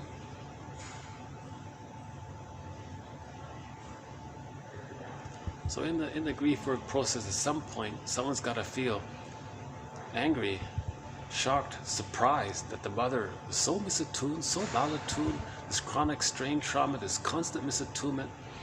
A person's going to feel angry about that. Being shamed and anger go together often, right? So, okay, we want to remember and verbalize. But clients often act out rather than remember and verbalize because they feel threatened by the prospect of connecting with another person. Okay, so this one here was in relation to why the client couldn't connect to the therapist. Because to connect would bring up feelings. So they're acting out as a defense against the feeling of connecting. Transference love. Bergler says neurotics don't love. They engage in transference love. Transferring the childhood scene into the present. That's called transference love. I love you, you're perfect, now change. So the mother was aloof, they choose an aloof partner. Oh, that's exciting. I love you, you're perfect, you fit the template, now change. That's called that's not love. You're objectifying the person. You're casting them in the role of a parent and wanting them to change, thinking that you can travel back in a time machine and change what happened and get a better outcome. It's called transference love. That's why it's so chaotic. These marriages become like, they rust out. They become like sour milk. Love takes place with differentiation. That's the I'm okay, you're okay. The person has a three-dimensional psychological sense of himself. He recognizes that the other has an ontological self, personal narrative, maybe unresolved feelings, maybe they have their interests and what they like, and they have their psychological autonomy, like a psychological self, and they have a psychological, and there's sort of this kind of mutual respect and recognition for that, and they're okay with it. There isn't this exaggerated need that the other has to be everything for them, or do everything for them. No one can do it, right? So transference love, I like what he said here. Transference love may conquer all temporarily, but only until reality sets in. The reality is that all human beings have both love and hate in them. So transference love, there's usually the over-idealization, then suddenly the devaluation. That's the splitting thing. So Bergler says, when the honeymoon phase is over, run to the nearest therapist. Because marriage is an attempt to redo development. But in the case of marriage, because of the closeness of it, a lot of people say, well, be aware that you're trying to replay the first 3 years in the marriage. So the honeymoon phase, that's the blissful, powerful, Wakanda, Unico Mystica, happy feeling, Garden of Eden feeling. So they actually captured some of that symbiosis with the mother. That's the honeymoon phase. Just like the baby's not meant to be in the Garden of Eden forever, the couple can't be in the honeymoon phase of the marriage forever. At some point, one is going to hatch out earlier. Then the other one feels betrayed or something. What happened? You're not in it anymore. The person wants to start to differentiate. Then he looks to the partner who's still in it. Can't you mirror me, support me? Wait a minute, I haven't finished the honeymoon phase. So now there's already a conflict taking place. But if the couple runs to the nearest therapist, they can realize that if they're conscious of the developmental process, or just they could read Margaret Muller together. Just read developmental theory together on Margaret Muller, right? Or the therapist can explain what's happening. Then they can be conscious, then they know what's going on. It's not so dramatic anymore. They know what's going on. They're making the unconscious conscious. All of our romantic love songs, 99% of them, it's about transference love. Love hurts. No, transference love hurts. Our love, Dan McCafferty's song, Our Love Leads to Madness. No, our transference love leads to madness. Love's Rick Sander's, his song, Lovesick. Well, it's transference love that's causing the sickness, the distress.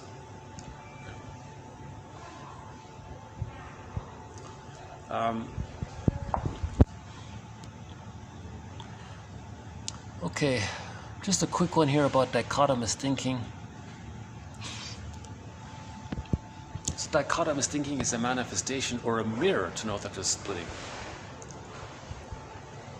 Now the template for dichotomous thinking, either or, all or nothing, these extreme kinds of things, is that in the unconscious template, it's goddess and demon. So it's either or. They're not together. The baby couldn't see the mother as being both frustrating and loving. The reality is the mother is one person. So in other words, the goddess and demon are two sides of the mother. But if the child can see that they're two sides of the mother, they wouldn't be goddess and demon. They'd be a person. So the goddess and demon motif is splitting. Okay? So myths and fairy tales describe psychological patterns. So the psychological, mythological motif of goddess and demon, that's a metaphor for the psychological defense mechanism known as the splitting defense. The baby is a genius to figure out how to relate to his mother if he's being so shamed by her. Just create a new mother, an imaginary mother, and think that's your mother and deny the truth. That's splitting. Right? Now if that's in the template, later on the person sees things in that way. He's so amazing, oh he's awful, suddenly. He's all good or all bad, these kinds of things. Right? Okay, so that's sometimes called dichotomous thinking. The tendency to perceive and characterize situations, others' actions, and solutions as, well, it's either all good or all bad, completely very successful or all success, all failure, all or nothing. This person is amazing, the person is deceitful. You know, these kinds of, sometimes called black or white thinking, that really, that image, that sort of conveys it as well, right? This either or kind of thinking. But think about the coin. The third side of the coin holds the two sides. Every coin has two sides. We're looking for the third side. The third side allows us to see and hold the two sides. The third side holds the two sides. That's the three-dimensional perspective. Each person is like a coin, let's say, in a way, right? Three-dimensional. You look how they have two sides. And you do that for yourself. You see how you have two sides. That's called differentiation when that takes place. Okay, this next one here was about the student in the classroom was behaving in a way that provokes envy. I gotta confess, I forgot the example here was. But the teacher did a clever thing. The teacher went over and says, "Hey, are you wanting others to be envious of you?"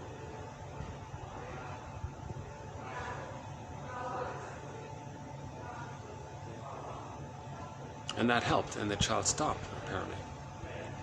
Again, behaving in a way that provokes envy. The child may then ask them to talk about whether he is aware of wanting to be envied.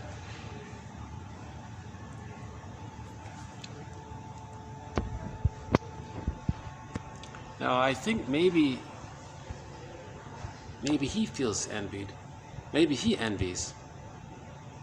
I'm gonna have to let that one go. I'll follow up on that one there. Well, you do have a thread on envy. Look at the I statements one. Many people will not want to master the art of making I statements. They derive so much secondary gain or convenience that they will not want to give it up. But the making of I statements and love are synonymous. Right?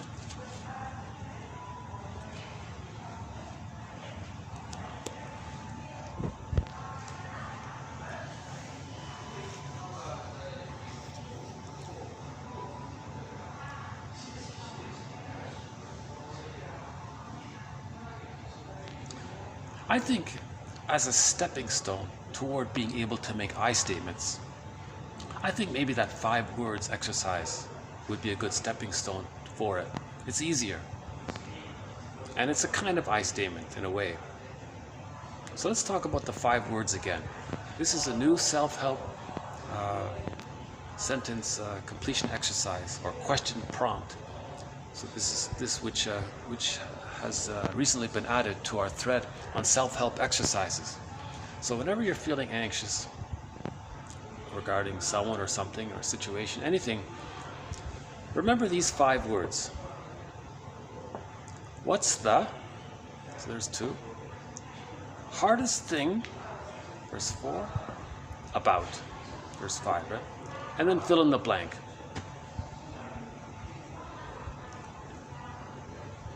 So I guess it comes up for me again. Well, the truth is, the hardest thing about trying to make these videos with lots of discussion going on around me or conversations or excited talking around me is that maybe it does trigger some sadness and shame in me for some reason. Because I'm being interrupted. Maybe it reminds me of when now I can make an I statement. So when I hear excited conversations around me, it doesn't even have to be that loud actually. That's not too loud behind me, but it reminds me of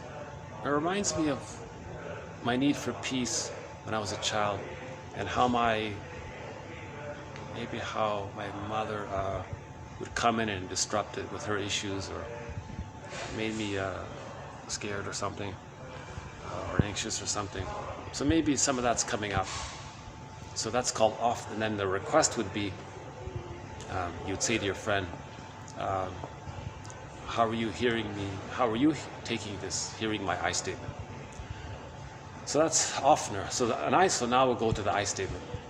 So oftener, OFNR, an acronym. Observation, that's the trigger. So me hearing the commotion behind me,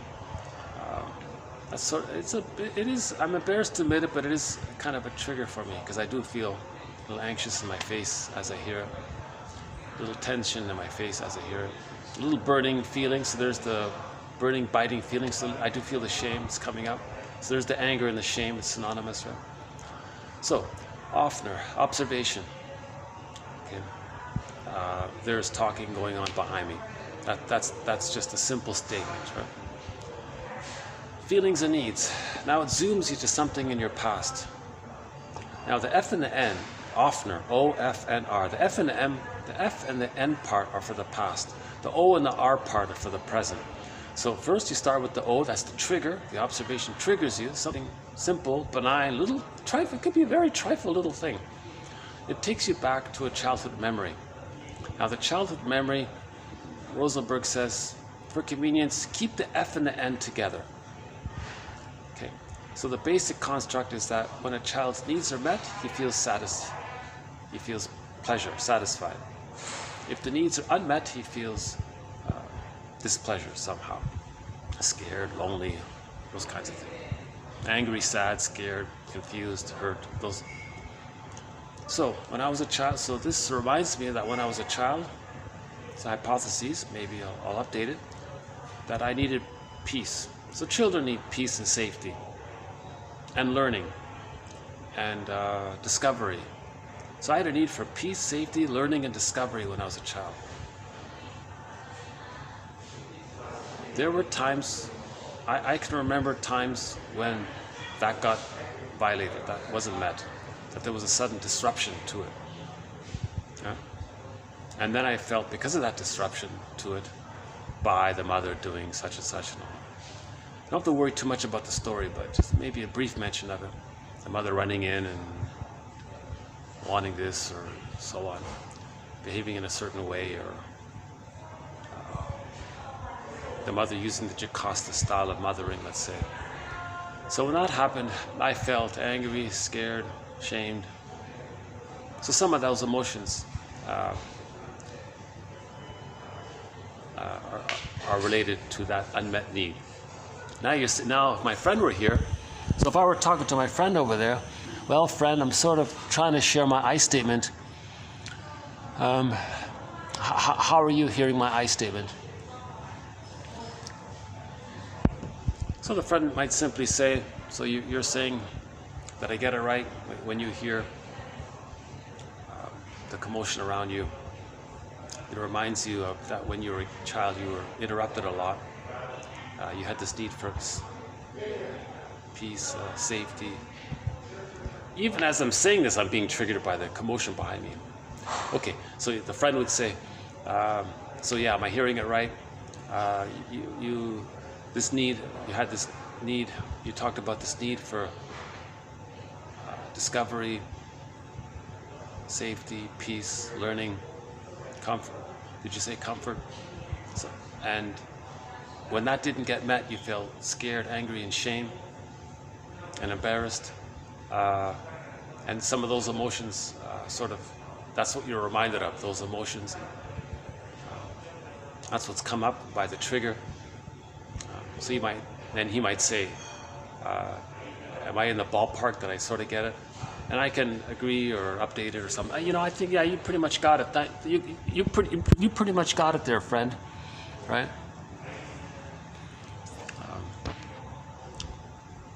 Now, if those people will stop talking, I might expand on the offer state, because I think I do need peace and quiet to do the I statement process. Because I was going to bounce back and forth between the two chairs, but if that's going on, maybe I won't do it. So maybe later. Let's see. So it's messy, this making I statements. So my observation is the 5 words can be a stepping stone to the messy I statements. It's still going on, eh? Let's see.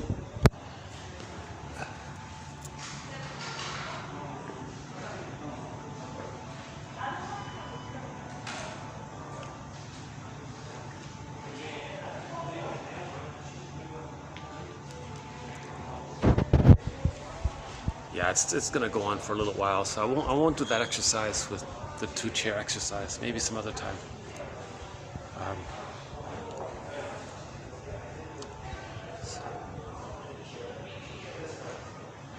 Okay, so if you're making I statements, that means you're verbalizing. It can lead to conflict resolution, he said. If you're not verbalizing, then you might be acting as a communication. Then it's very hard to translate. What is he trying to communicate by this action? Well, he wants you to feel what he can't feel. That's called projective identification. Projective identification, wanting the other to feel what you can't feel. Now the template is the baby's one at the breast, he's distressed, he wants the mother to be distressed because the mother's him, because he's just distressed. Now if the mother's distressed, he gets the signal, she gets the signal, she can handle it, and replies with love. Right? So that's the template. So in later life, projective identification is a kind of communication. So by the way, that's sort of normal between the mother and the baby, they say. Now if the mother does it, then the child doesn't need it anymore.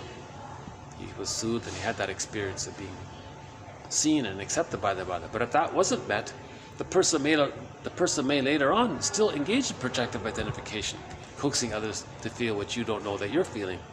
And then maybe if they can accept it, maybe you can learn from it, maybe you can. If they can do it, maybe you can do it. Maybe so you're still trying to replay that kind of thing.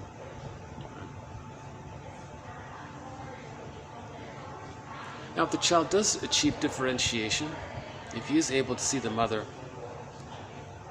two sides of the mother, and he can handle it. Again, the child can only handle seeing the two sides of the mother if the mother's more loving than frustrating. Then the child can manage it. He can accept the frustrating side if the love side outweighs the shamed side, the shaming side. But if the shaming outweighs the love, it's too much. He splits. He can't do it. Splitting precludes, prevents, blocks, doesn't allow differentiation. Only seeing the two sides allows differentiation. So if the child doesn't differentiate, so if the child does differentiate, then that's healthy, that's normal development. Now when he differentiates, he then gets access to a wide range he can feel more, he has a wide range of feelings. Gratitude is there, that feeling of wanting to repair, feeling bad about hurting someone you love and you're wanting to repair, reparation, that's there. Right? So that's considered the healthy, normal development, right? So he says here, okay, differentiated people or healthy people or emotionally mature people are those who feel and accept the full range of emotions. Okay, so they can in the song One Way Ticket, she can feel the blues, right? A full range of emotions, including positive emotions. Okay, so they can make distinctions between acting out their feelings versus putting words to their feelings, right? Now, when they put words to their feelings, making I statements, this is very helpful in resolving conflicts that may be taking place, right? So all of this is in part one and up to here. This has been TQ 2270 by the author Schoenewolf. Is that how you say his name? Now, I honestly don't recommend his writing, to be honest with you.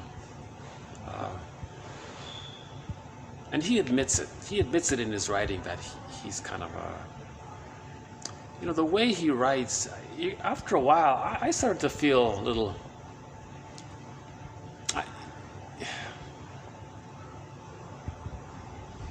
and he admits it at the same time to a degree. So he knows it himself. But, so what I've done is I just plucked out these sentences that I thought are honorable mentions. But I put them together to create a TQ quote. I mean, he wrote a dozen books, and he's very knowledgeable, and he shared a lot of his information. So I really give him credit for this. And he does make a point, and another reason I elevate this to a TQ is this sort of supports something Lucy Holmes says. Lucy Holmes says that the baby has ingratitude first. If there is going to be gratitude or ingratitude in the beginning, it's going to be ingratitude first. Okay, now in the beginning, if there is love doesn't enter the psychological picture in the beginning, but hate can if the baby's not loved. You see? So this hate and ingratitude stuff and all of the emotions of the bully pattern, the narcissistic pattern, the iago, the envy, you see, that's sort of earlier. So those things are first. So he was making a point about it. Let's study this topic. So he says that his book, The Art of Hating, is in reply to Erich Fromm's book, The Art of Loving. The Art of Loving, he says, well, if you want to get to the art of loving, you first got to understand the art of hating, because that comes first. Love is a developmental accomplishment. To get there, you got to understand this hate business, meaning make I statements rather than act it out. So he was in that area of highlighting this issue. Let's talk about this issue of, so he wrote a book called The Art of Hating to highlight, you want to get to Erich Fromm's idealism of the art of loving, let's be realistic. Let's face some of this unconscious anger that the child has. So, but the book itself is kind of so that's sort of the main point, if I can summarize it at that. I'm just going to leave it there. I can't read all of his work, but I just read some of it. Okay, the next TQ quote, TQ 2269.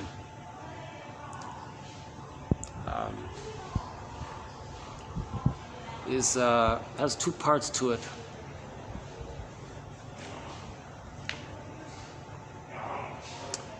TQ2269 is in relation to our undeveloped thread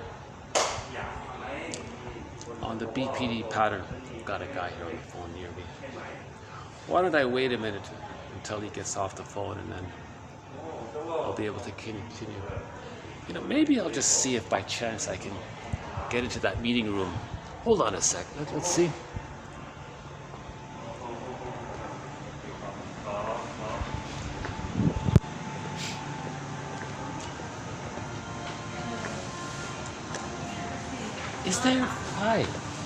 Is there any chance I might be able to use the meeting room? Meeting room? Just maybe for half an hour? If not, it's okay. But if you think it's okay, I would love to use one of those meeting rooms for maybe a half an hour. We have a meeting, unfortunately. There's a meeting going on? Okay. It's going on like in 30 minutes. In 30 minutes? Oh, okay. No, forget it. That's okay. No. I gotcha. Okay. I'm just going to walk around a bit. I'll come back.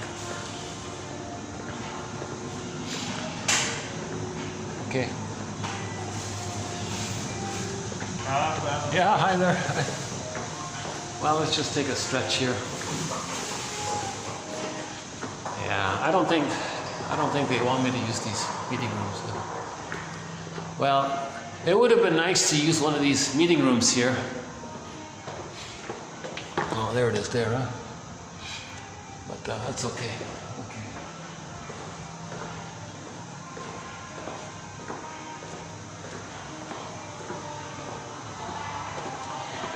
I'm just, oh,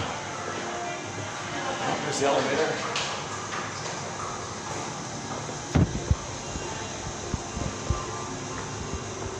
But nice table here. Look at this nice table, huh?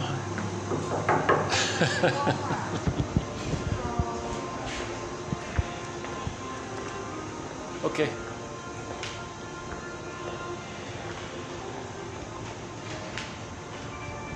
Yeah. Nice Art Deco here.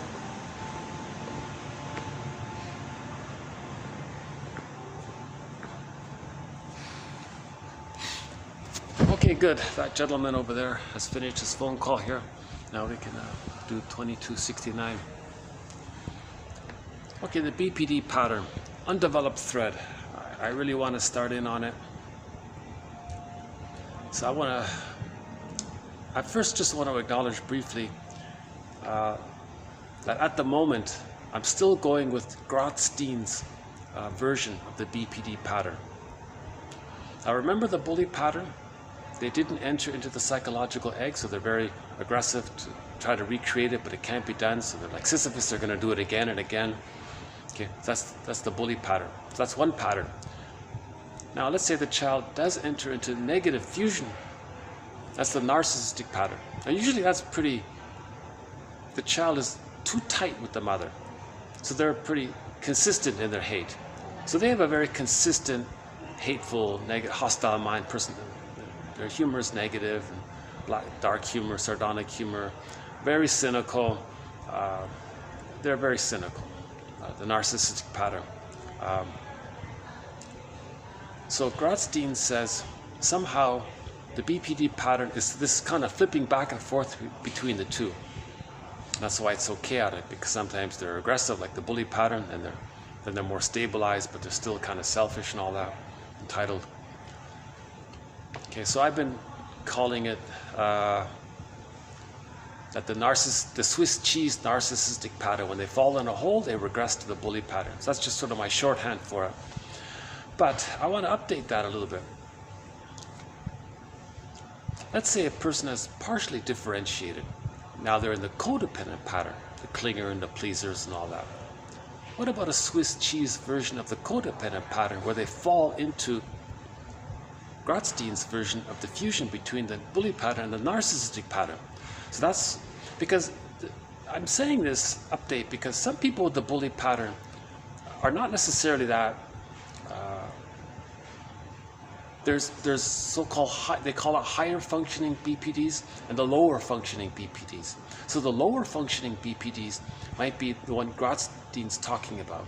Maybe I'm going to temporarily experiment with the hypotheses of updating it. Well, let's talk about the higher functioning BPDs, where it's the Swiss cheese, the codependent pattern. So their codependent pattern, you know, always looking for the Mr. Right. So a lot of women in sitcoms might have that, looking for the perfect guy. And what's her name? Carrie Bradshaw or something.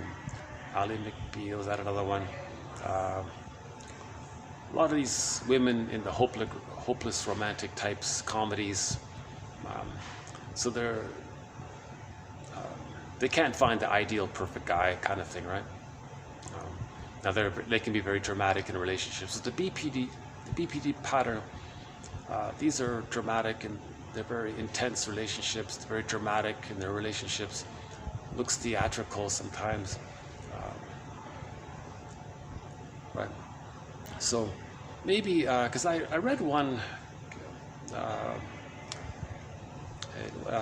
So in the next video, I'm going to do a few quotes from the book about the BPD pattern called, what's it called? I hate you, please don't leave. That conveys the dramaticality of it all, right? They have exaggerated fears of being impinged upon, so they want space.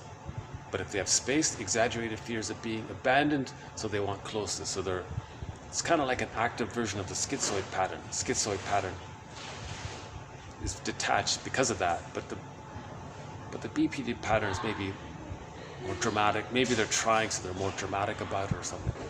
So the Swiss cheese version of the codependent pattern. So if a person has a codependent pattern, meaning partial differentiation, meaning they have love and gratitude to a degree, they can love and care and have empathy to a certain degree. Now sometimes, if the Swiss cheese, if they fall in the hole, they can regress to those earlier stages. So they can be narcissistic now, so they're very selfish. Then they can be more dramatic, but when they go into the more bully pattern area, they might be dramatic outwardly, but they might be self-defeating onto themselves. You see what I'm saying? So the BPD is all over the place. You know?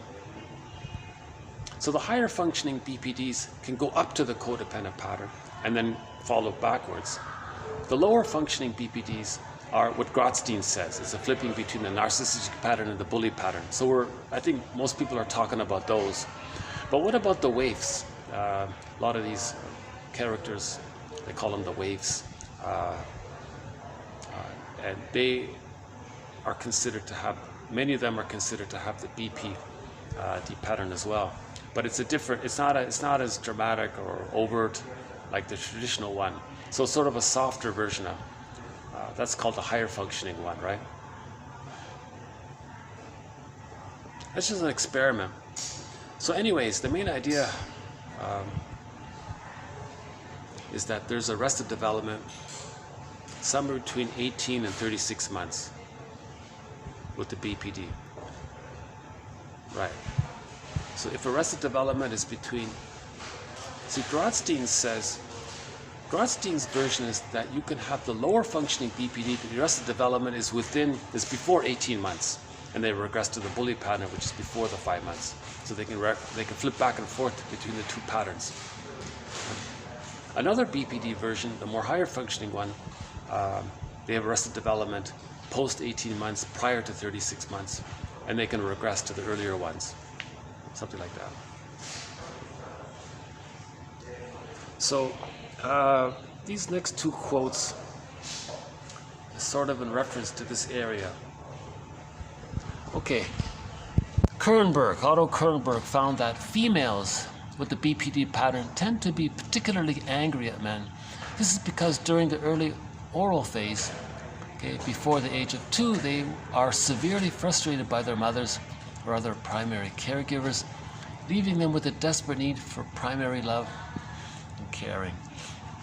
Later, they develop unrealistic expectations towards their fathers for the gratification of their oral dependent needs. The maternal holding environment, put it that way. Now, fathers understandably are going to reject all this. The fathers don't have breasts. They can't do this, right? Fathers react rejectingly, understandably so, to these demands by the daughters for the mother, transferred on to the father. Now, these fathers tend to support their wives, So if the mother was rejecting, the father supports, aligns with the rejecting mother, so the daughter feels very abandoned. Okay? Now, fathers do this even if their wives are obviously inadequate. Okay, here's the key line here. Since the father is their last resort, and he then rejects the girls, the daughters, these girls retain as adults a deep bitterness towards men. It's really for the mother, but it's transferred onto men. But then they generate. Okay, you get it? So the daughter's frustrated by the mother. As a last resort, it's a desperate, confused situation. They're going to have these demands that the father play that kind of maternal role, but the father can't. The father can't nurse and do all that. The father didn't have that kind of primal bond. The father can't do what the mother's supposed to do. The essence of mothering is breastfeeding. The father can't do it. Now, if there's a problem there with the mother, and the daughter transfers that expectation the child is desperate. Now the father's going to reject it. I'm sorry, I can't do that. Yeah? Now, insult to injury, the father doesn't even support the daughter or understand the daughter and why she's desperately wanting an extra kind of closeness with the father. The father can't provide that kind of maternal closeness. Right? And the father looks at the mother, what's going on? Mother, wife, I don't know. Father says, well, if you don't know, well, you're the boss. Well, I'll follow what you say. Now the daughter's looking at the father. Oh, you got to be kidding! You're going to support this? I'm being rejected by the mother, and you're going to go along and possibly take her side, kind of thing. Now she has a real bitterness towards men, because that was her last hope for love, right? But the father can't. He's in a dilemma. He can't offer it. Right? Now, if he's a very good communicator and he can be excellent, he can maybe he can minimize the impact of that if they can bond in a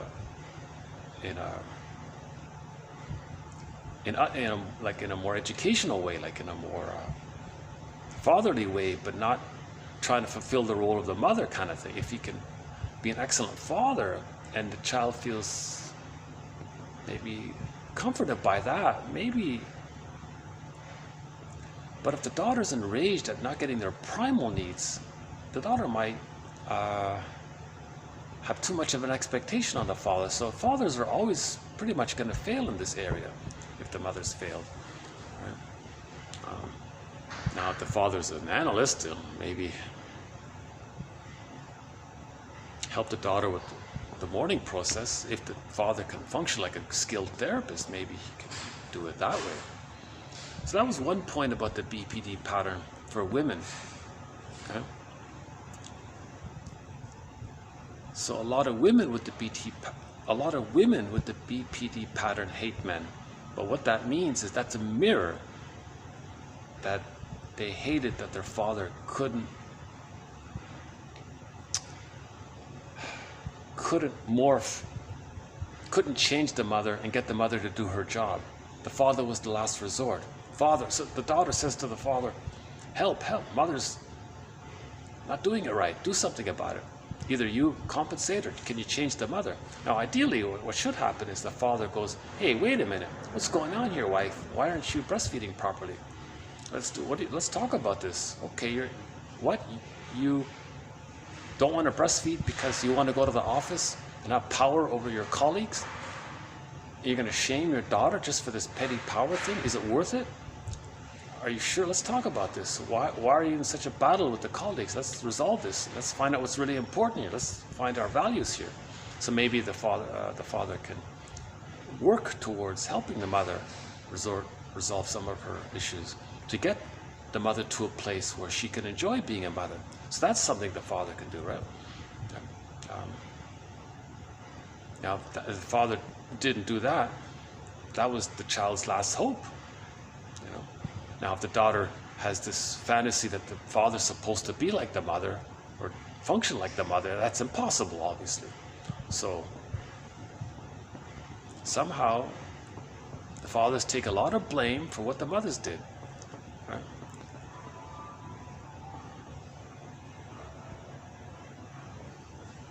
maybe it hurts more because that was like the last resort. Maybe that's what they remember the most. But if they scratch the surface, if women do their homework, they realize they're not really angry at the father. Yes, it's disappointing, they're a little angry, but it's forgivable in a way. They're really angry at the mother. So that's called the Jocasta complex. The daughter has the electric complex, an overcomplication with the mother, an entanglement, a negative entanglement with the mother. And so painful to not feel that pain, they just blame the father. Now the father's caught in this huge question mark over his head, kind of thing. So that's one aspect to the dramaticality of women with the BPD pattern in their relationships with men, kind of thing. Okay, this next one here is pretty good, from that book, I Hate You, Please Don't Leave Me, by J. Kreisman and H. Strauss. So this one is a good one here. So that sort of summarizes, this next part here sort of summarizes a lot of what we've been talking about so far. Okay, here we go. Developmental theories on the causes of BPD focus on the delicate interactions between child and caregivers, especially during the first few years of life. The ages between 18 and 36 months, when the child begins to struggle to gain autonomy, are particularly crucial. Okay, so here's my theory. This is the Swiss cheese of the codependent pattern, because fixation between 18 months and 36 months, I'm just calling that the codependent pattern. So if there's a problem in that phase of the codependent pattern and there's holes there, that's okay.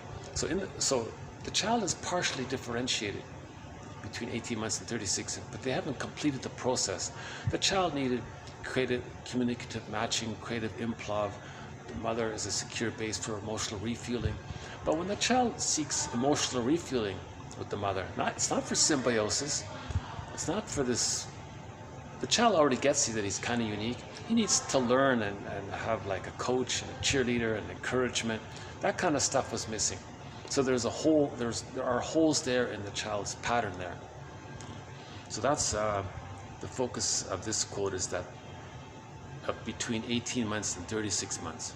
So when they're talking about BPD, they're talking about more about the higher functioning BPD. So the higher functioning BPD is that those are the ones that can love when they're in relationships. They can have empathy when they're in relationships. They can care, and they can do a lot of good things, and they can be very helpful and loving to a degree. But then they can fall back to the narcissistic bully patterns, or some inverted, or they can attack themselves. Those kinds of things. They can be very dramatic that way. So there's two BPDs. Put it that way. The BPDs that pop culture talks about. See, I disagree. I think they're misinterpreting something here. The BPDs that pop culture is talking about, I think Grotstein's right, personally. The traumas before 18 months. They're stuck there. This BPD that they're talking about, that's the higher functioning one. But the characteristics they're giving for the higher functioning one belong to the lower functioning one. So there's where there's a little overlap there, a little confusion there. So I prefer Grotstein's variation. But anyways, let's just talk about that. Let's just... So in other words, we could change this. Okay? Developmental theories on the causes of BPD focus on the delicate interactions between child and caregivers, especially during the first few years of life. Okay, so we could insert here, okay, trauma before 18 months causes the traditional understanding of the BPD pattern. Now, for the higher functioning one, let's look at between 18 months and 36 months, when the child begins to struggle to gain autonomy. Okay. Now, some parents actively resist the child's progression toward separation and instead insist on a controlled, exclusive, often suffocating, so there's a smothering, symbiosis. right? At the other extreme, other parents offer only erratic parenting, or are even absent during much of the child's raising period, and so fail to provide sufficient attention to and validation for the child's feelings and experiences. Either extreme of parental behavior, behavioral over-control and or emotional under-involvement, can result in the child's failure to develop a positive, stable sense of self and may lead to a constant and intense need for attachment and chronic fears of abandonment.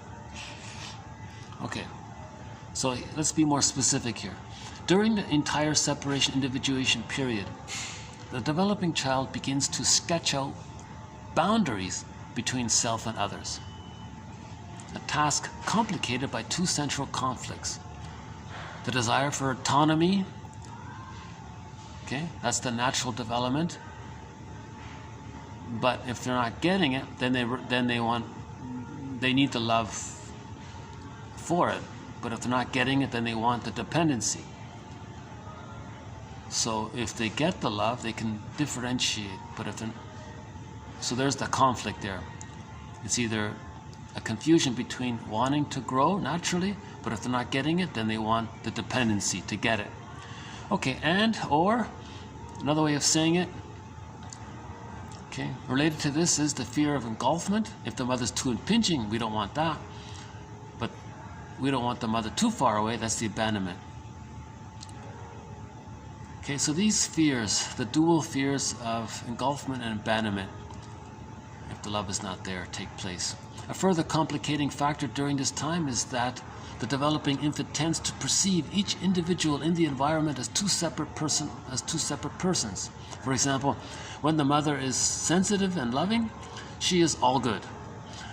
When she is unavailable or unable to comfort and soothe, she is perceived as a separate, all bad mother, which he denies, right? Now, when the mother is not even there in sight, in visual sight, the infant perceives her as gone forever and cries or screeches for her return to relieve the despair and panic.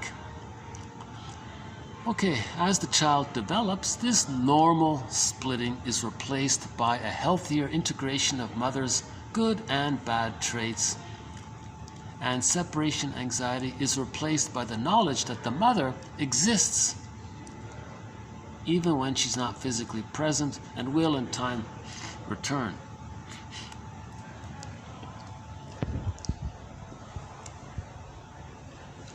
So this makes reference to some of the areas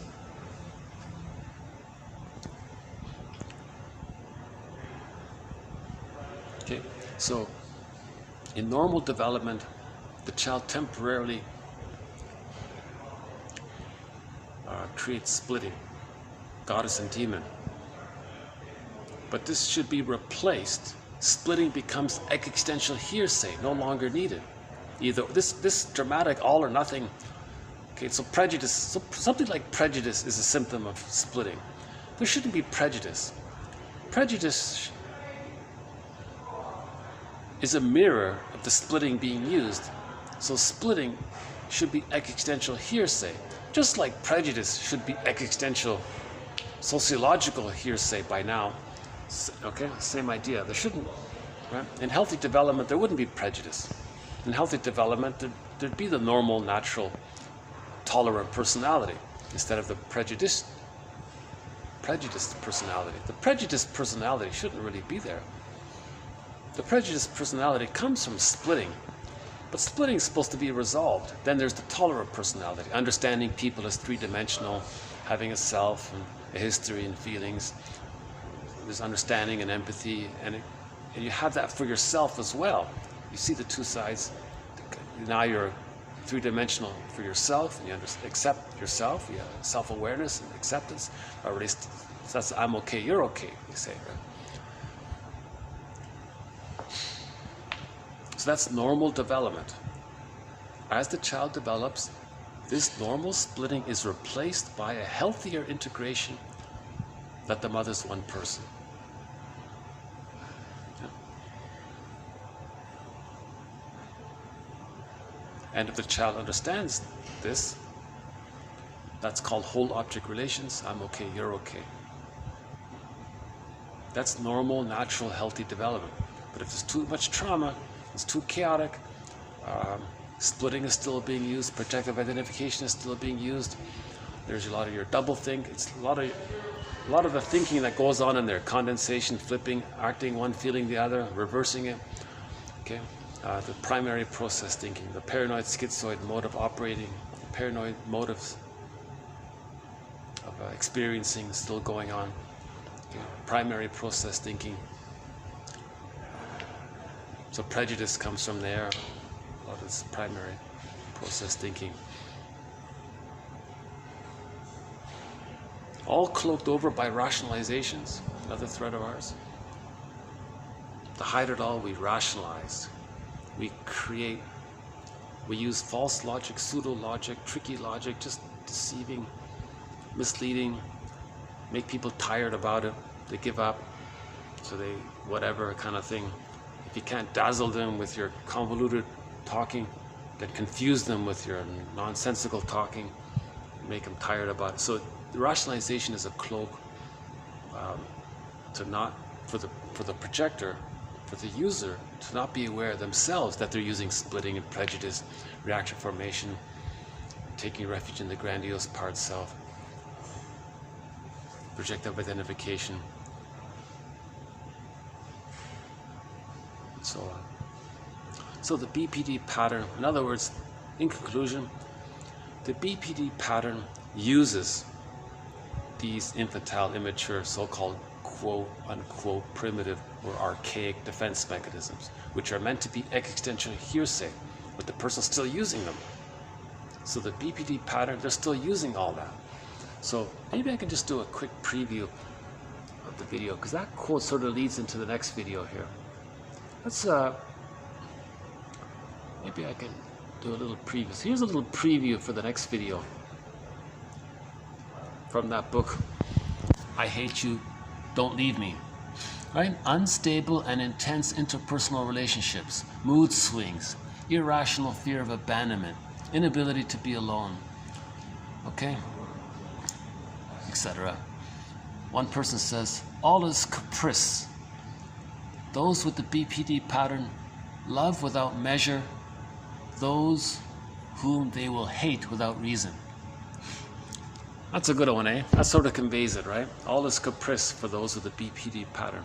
Those with the BPD pattern, okay, Swiss cheese, if it's Swiss cheese codependent, Swiss cheese narcissistic pattern, they love without measure, so there's the idealization, oh man, those whom they will then hate for no logical reason, that kind of thing. That's a good one, right? Okay, so tomorrow we'll talk a little more. We'll talk a little bit more about this splitting phenomena, right? Tomorrow we'll talk a little bit more about the idealization and the devaluation, the projection and the projective identification. That's in there. Transference will be in there. Okay.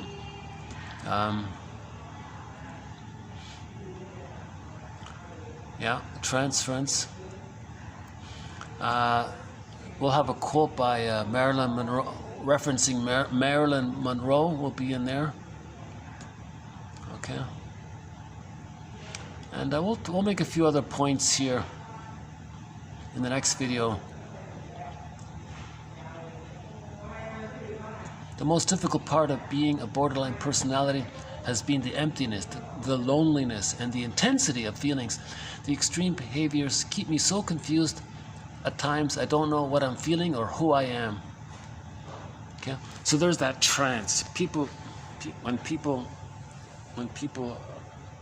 are engaged in the BPD behavior, it's almost like a trance. They're partially reliving the trauma, and they're in a trance, and they're disassociated about it.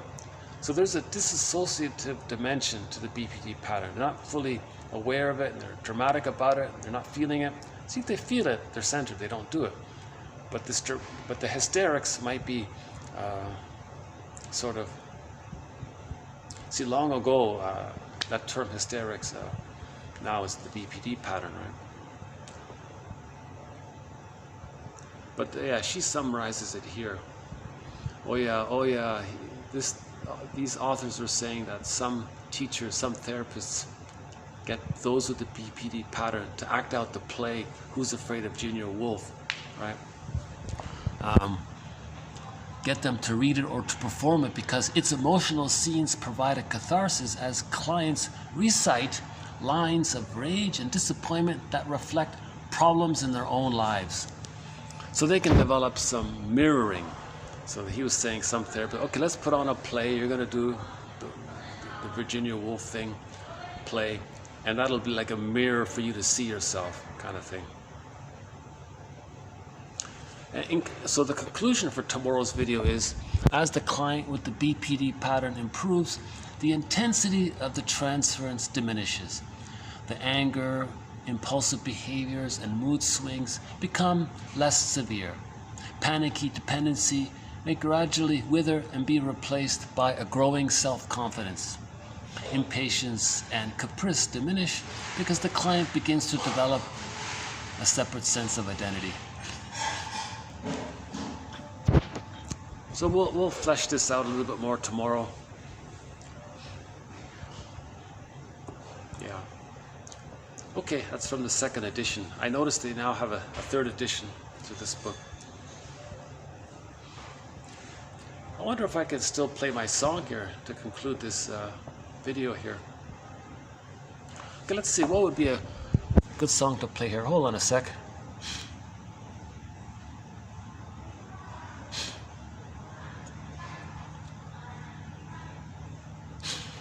Okay, hold on a sec. Oh, Self-Saboteur. That seems like a good song to play for the self-defeating pattern, self-defeating behavior of the... Oh yeah, there's a copy of the book, yeah. So this is what I'm talking about. So tomorrow, we're gonna... See, there's the revised one, right? So tomorrow, in the next video, we're gonna... Those quotes I just sort of showed you are from this book here. Right? Hold on a sec.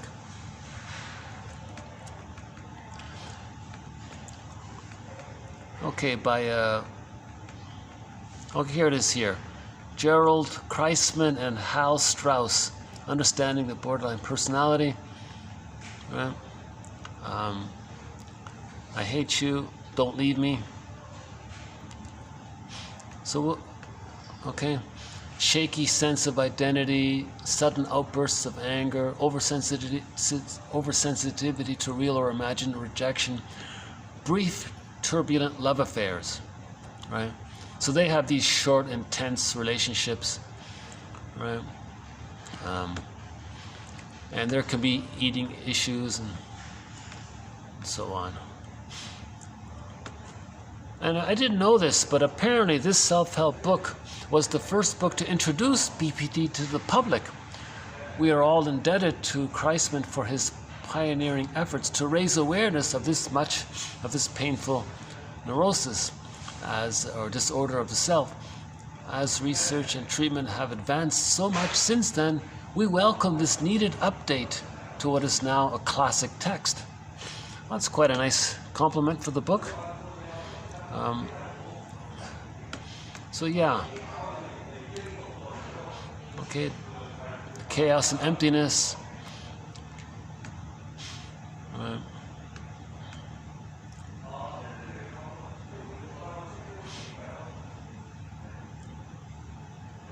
Oh yeah, what was this one here? Okay, he takes some quotes from literature about it. So what I've done basically is I've just plucked out a few of the key sentences from this book. So that'll be tomorrow's videos. In other words, I'm going to just try to briefly highlight some of the points made in this book here. They feel like a victim, and Then there's the more severe ones. Yeah, I don't go into the more severe cases about it. But if I'm going to play that song here, I don't think I can really play it here. Maybe I have an idea. Let's see if I can play it in the elevator. Maybe what I'll do is I'll play Delirium's song Self-Saboteur, but maybe I'll play it in the elevator. Hold on a second, let me set it up here.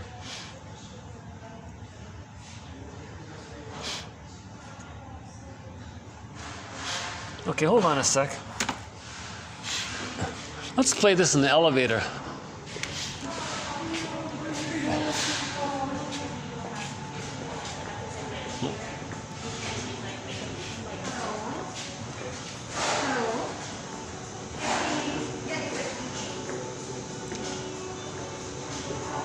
Okay, hold on a sec.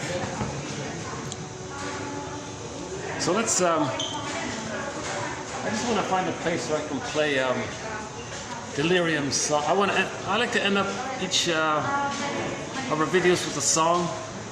But in this unique case here, I want to see if I can. I'll use the.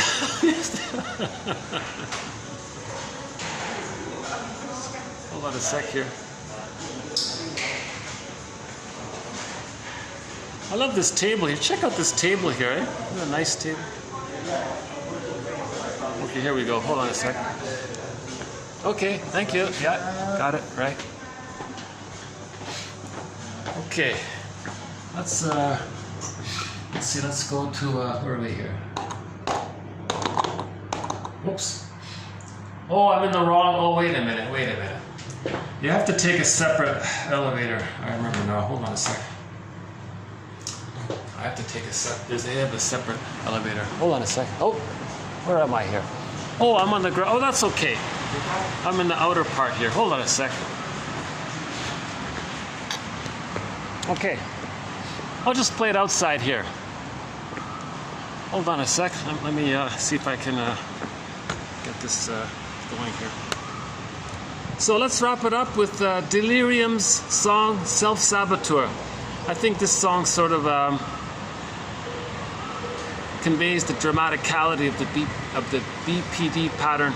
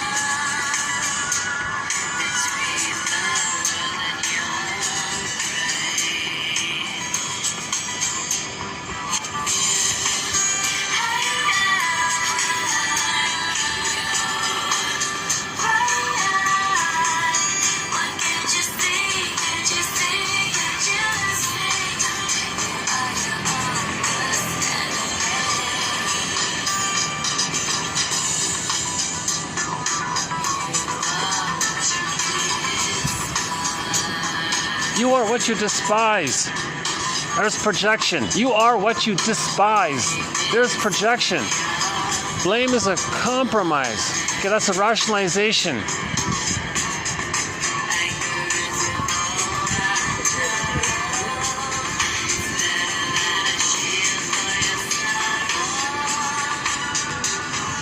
Okay, anger means you're hurt. That means you're sad underneath it.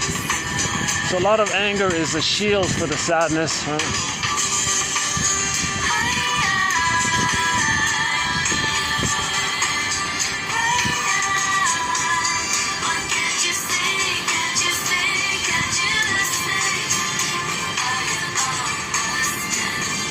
Yeah, so she's talking about self-defeating behavior.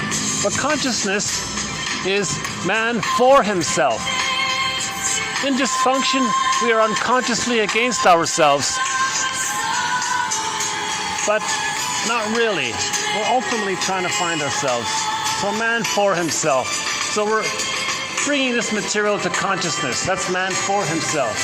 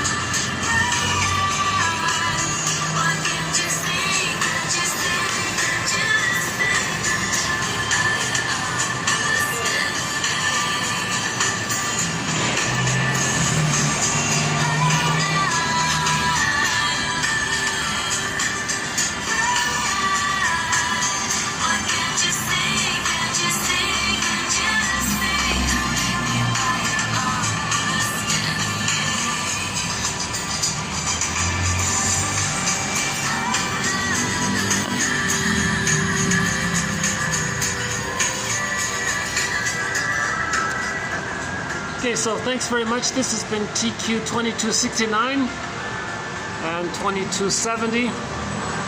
We'll add more quotes to our various threads. Specifically, as mentioned, in the next video, we'll cover some sentences from the book, from a classic self-help book on the BPD pattern. So thanks very much. This has been part 2 of 2. Any final thoughts here?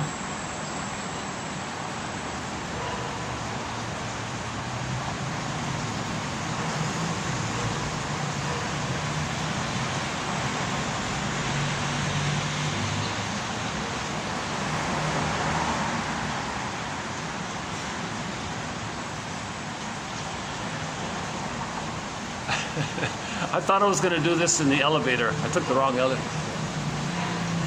That would have been nice and quiet. You would have heard the song really well in the elevator.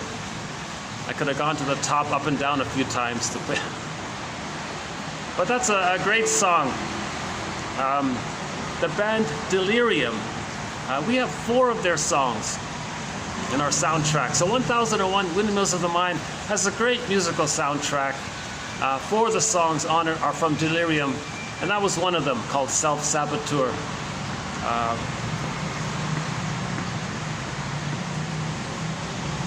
There are a few live renditions of the song on YouTube. It's a good song. It's a very good, psychologically minded, consciousness-raising kind of song. You know? I like it, yeah. It's a good song.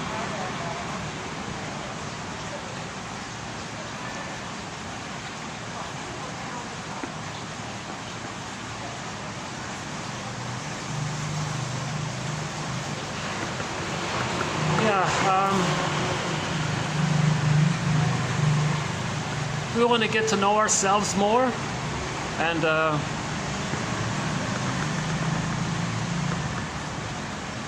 I find it encouraging that there are so many books out there,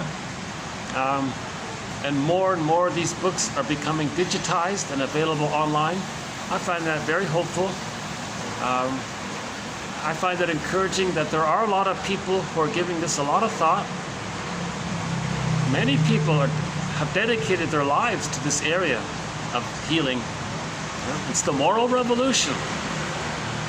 It's the know thyself movement, the self-awareness movement, the self-reparenting movement, the heal thyself movement, the mythopoetic movement, the mental, emotional, spiritual hygiene movement. Wilson calls it the moral revolution, to know ourselves, because if we know ourselves and accept ourselves, then we can accept others. That's moral. There's empathy there. So sort of an empathy revolution. So we could say there is an empathy revolution. We're understanding ourselves more. We're getting to know ourselves more. That means we understand others more. I feel that in my observations. I feel like, yes, a lot of people resist it. maybe they can maybe it'll reach a point where they realize that their resistance is a mirror that they're resisting, not being aware that they have complicated grief. So a lot of resistance to self-awareness is a sign of complicated grief. Again, we're looking for feeling. If we feel, we stop repeating. If we feel, then there's no prejudice, or minimal. Prejudice would be a sign of complicated grief, for sure. Heal complicated grief, aggravated grief, prolonged grief, the derailment of the grief process. Okay, pathological mourning, melancholia, okay, which leads to chronic fatigue, burnout, soul loss, nervous breakdown, etc. It can lead to the delayed onset of the original strain trauma, relational trauma, interpersonal trauma from childhood. You see, if we can heal complicated grief by forgiving the mother, part of forgiving the mother, I believe, is being aware of the plunder system. Because a lot of women are victims of the plunder. Well, men are too, but let's just try to understand the mothers. So if we understand the plunder system, we can understand. See, the plunder system is about pillage, right? We went from global village of the tolerant personality, but when we switched to Homo economicus 10,000 years ago to the global pillage model, then they needed the prejudiced personality. Now, a lot of babies are traumatized by that. Mothers are traumatized by that, out of the panic. So mothers are traumatized if people remove the babies from them. That means the mother must feel very awful at what happened to the one they loved, So mothers, hold on a sec. Let's see.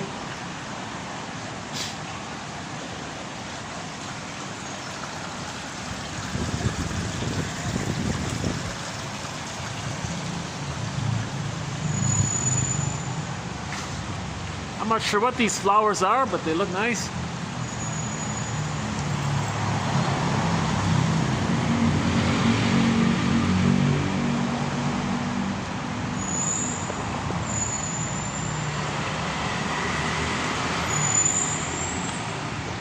Yeah, so let's talk about, so if we understand the plunder system, and we have a thread on that, then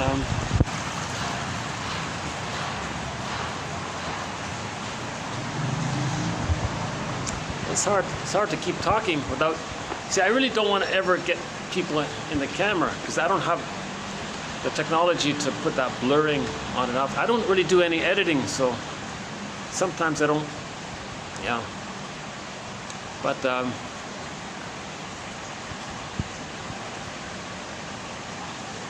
I think it helps to forgive our mothers to understand the plunder system. The plunder system may be this accidental manic panic that happened 10,000 years ago with the discovery of farming.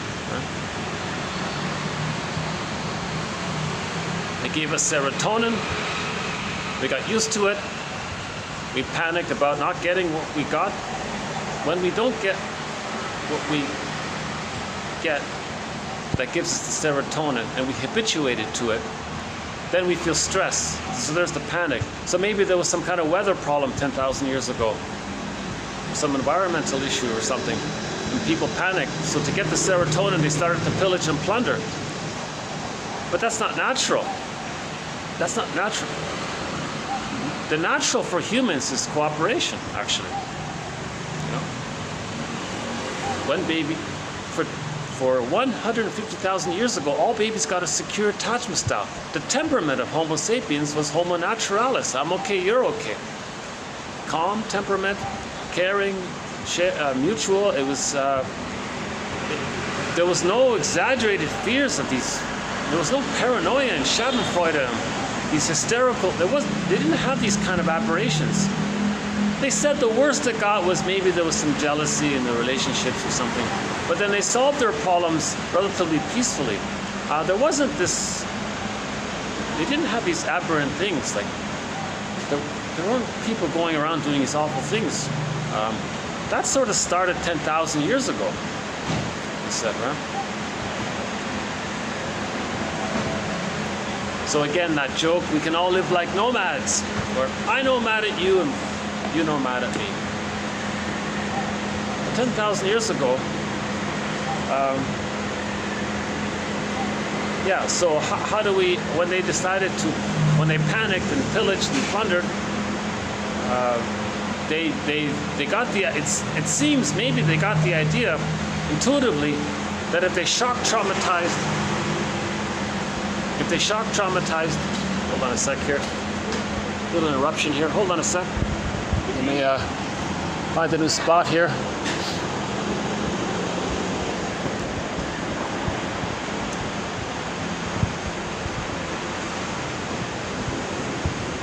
Okay, let's go down here. Let's go to these bicycles here. Okay, let me just finish that thought here. I'll be going. Okay, yeah, so the pillage thing. Yeah, that guy sort of threw me off guard there. That guy might have this symbiotic character disorder. He just like stepped right into me. He didn't see it on camera, luckily, but I think, you know, that this thing about the symbiotic character disorder, some people just suddenly, they see you and they suddenly want to jump right into your vulnerable sort of spot there. Like they want to recreate the fusion.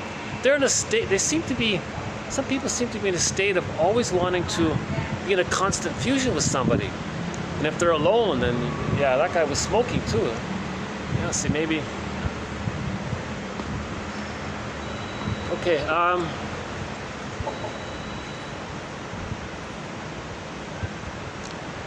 okay, yeah, so they panicked. So maybe there was this intuition that if they shock traumatized the mothers and the babies are objectified, they'd be enraged by the shock trauma. Maybe mothers, from the very beginning, were victims of the plunder system, because mothers would be hurt to have their babies removed from them like that. They're probably screaming, "What are you doing? This is my baby. I got to take care of him." And people out of the panic says, "Well, we got to create angry people to have a hostile mind, a prejudiced mind, because the prejudiced mind is the us and them mind. That's the splitting. So they created the prejudiced personality." Right?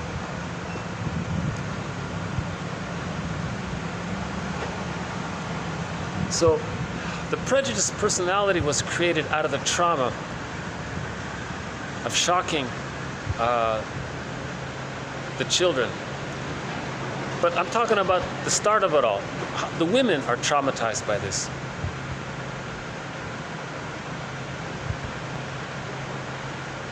Look at the music video called "Child of the Government."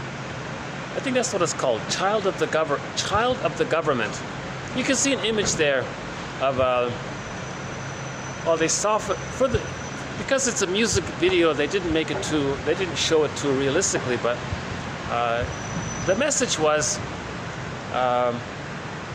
20,000 babies were abducted from their mother's arms in the 60s, or right, I think in the 60s, 20,000 babies were just grabbed from their mothers. Were just stolen, basically, you know, and the mothers would be very upset by that. Imagine, it's gotta be the case. I can't imagine it otherwise. Imagine you're a woman, you spent the past 9 months nurturing this little growing baby inside of you. You're the guardian protector. You're like God to this little baby, put it that way. Yeah? You're this very important, powerful, omnipotent being with this little growing baby inside, and you're bonded to this baby, right? And when the baby comes out, there's a huge the bond must be very developed during those 9 months, and all of these hormones are being developed to hold on a sec. All of these hormones are being developed to facilitate the next level of the relationship, right?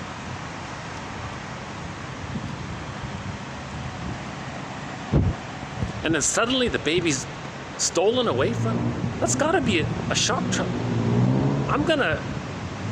It's got to be a kind of trauma to the mother as well. The baby's very traumatized by this.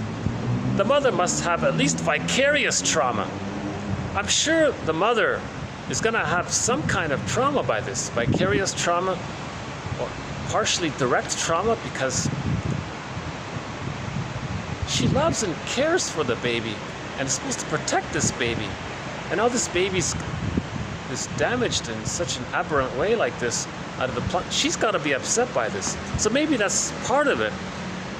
And then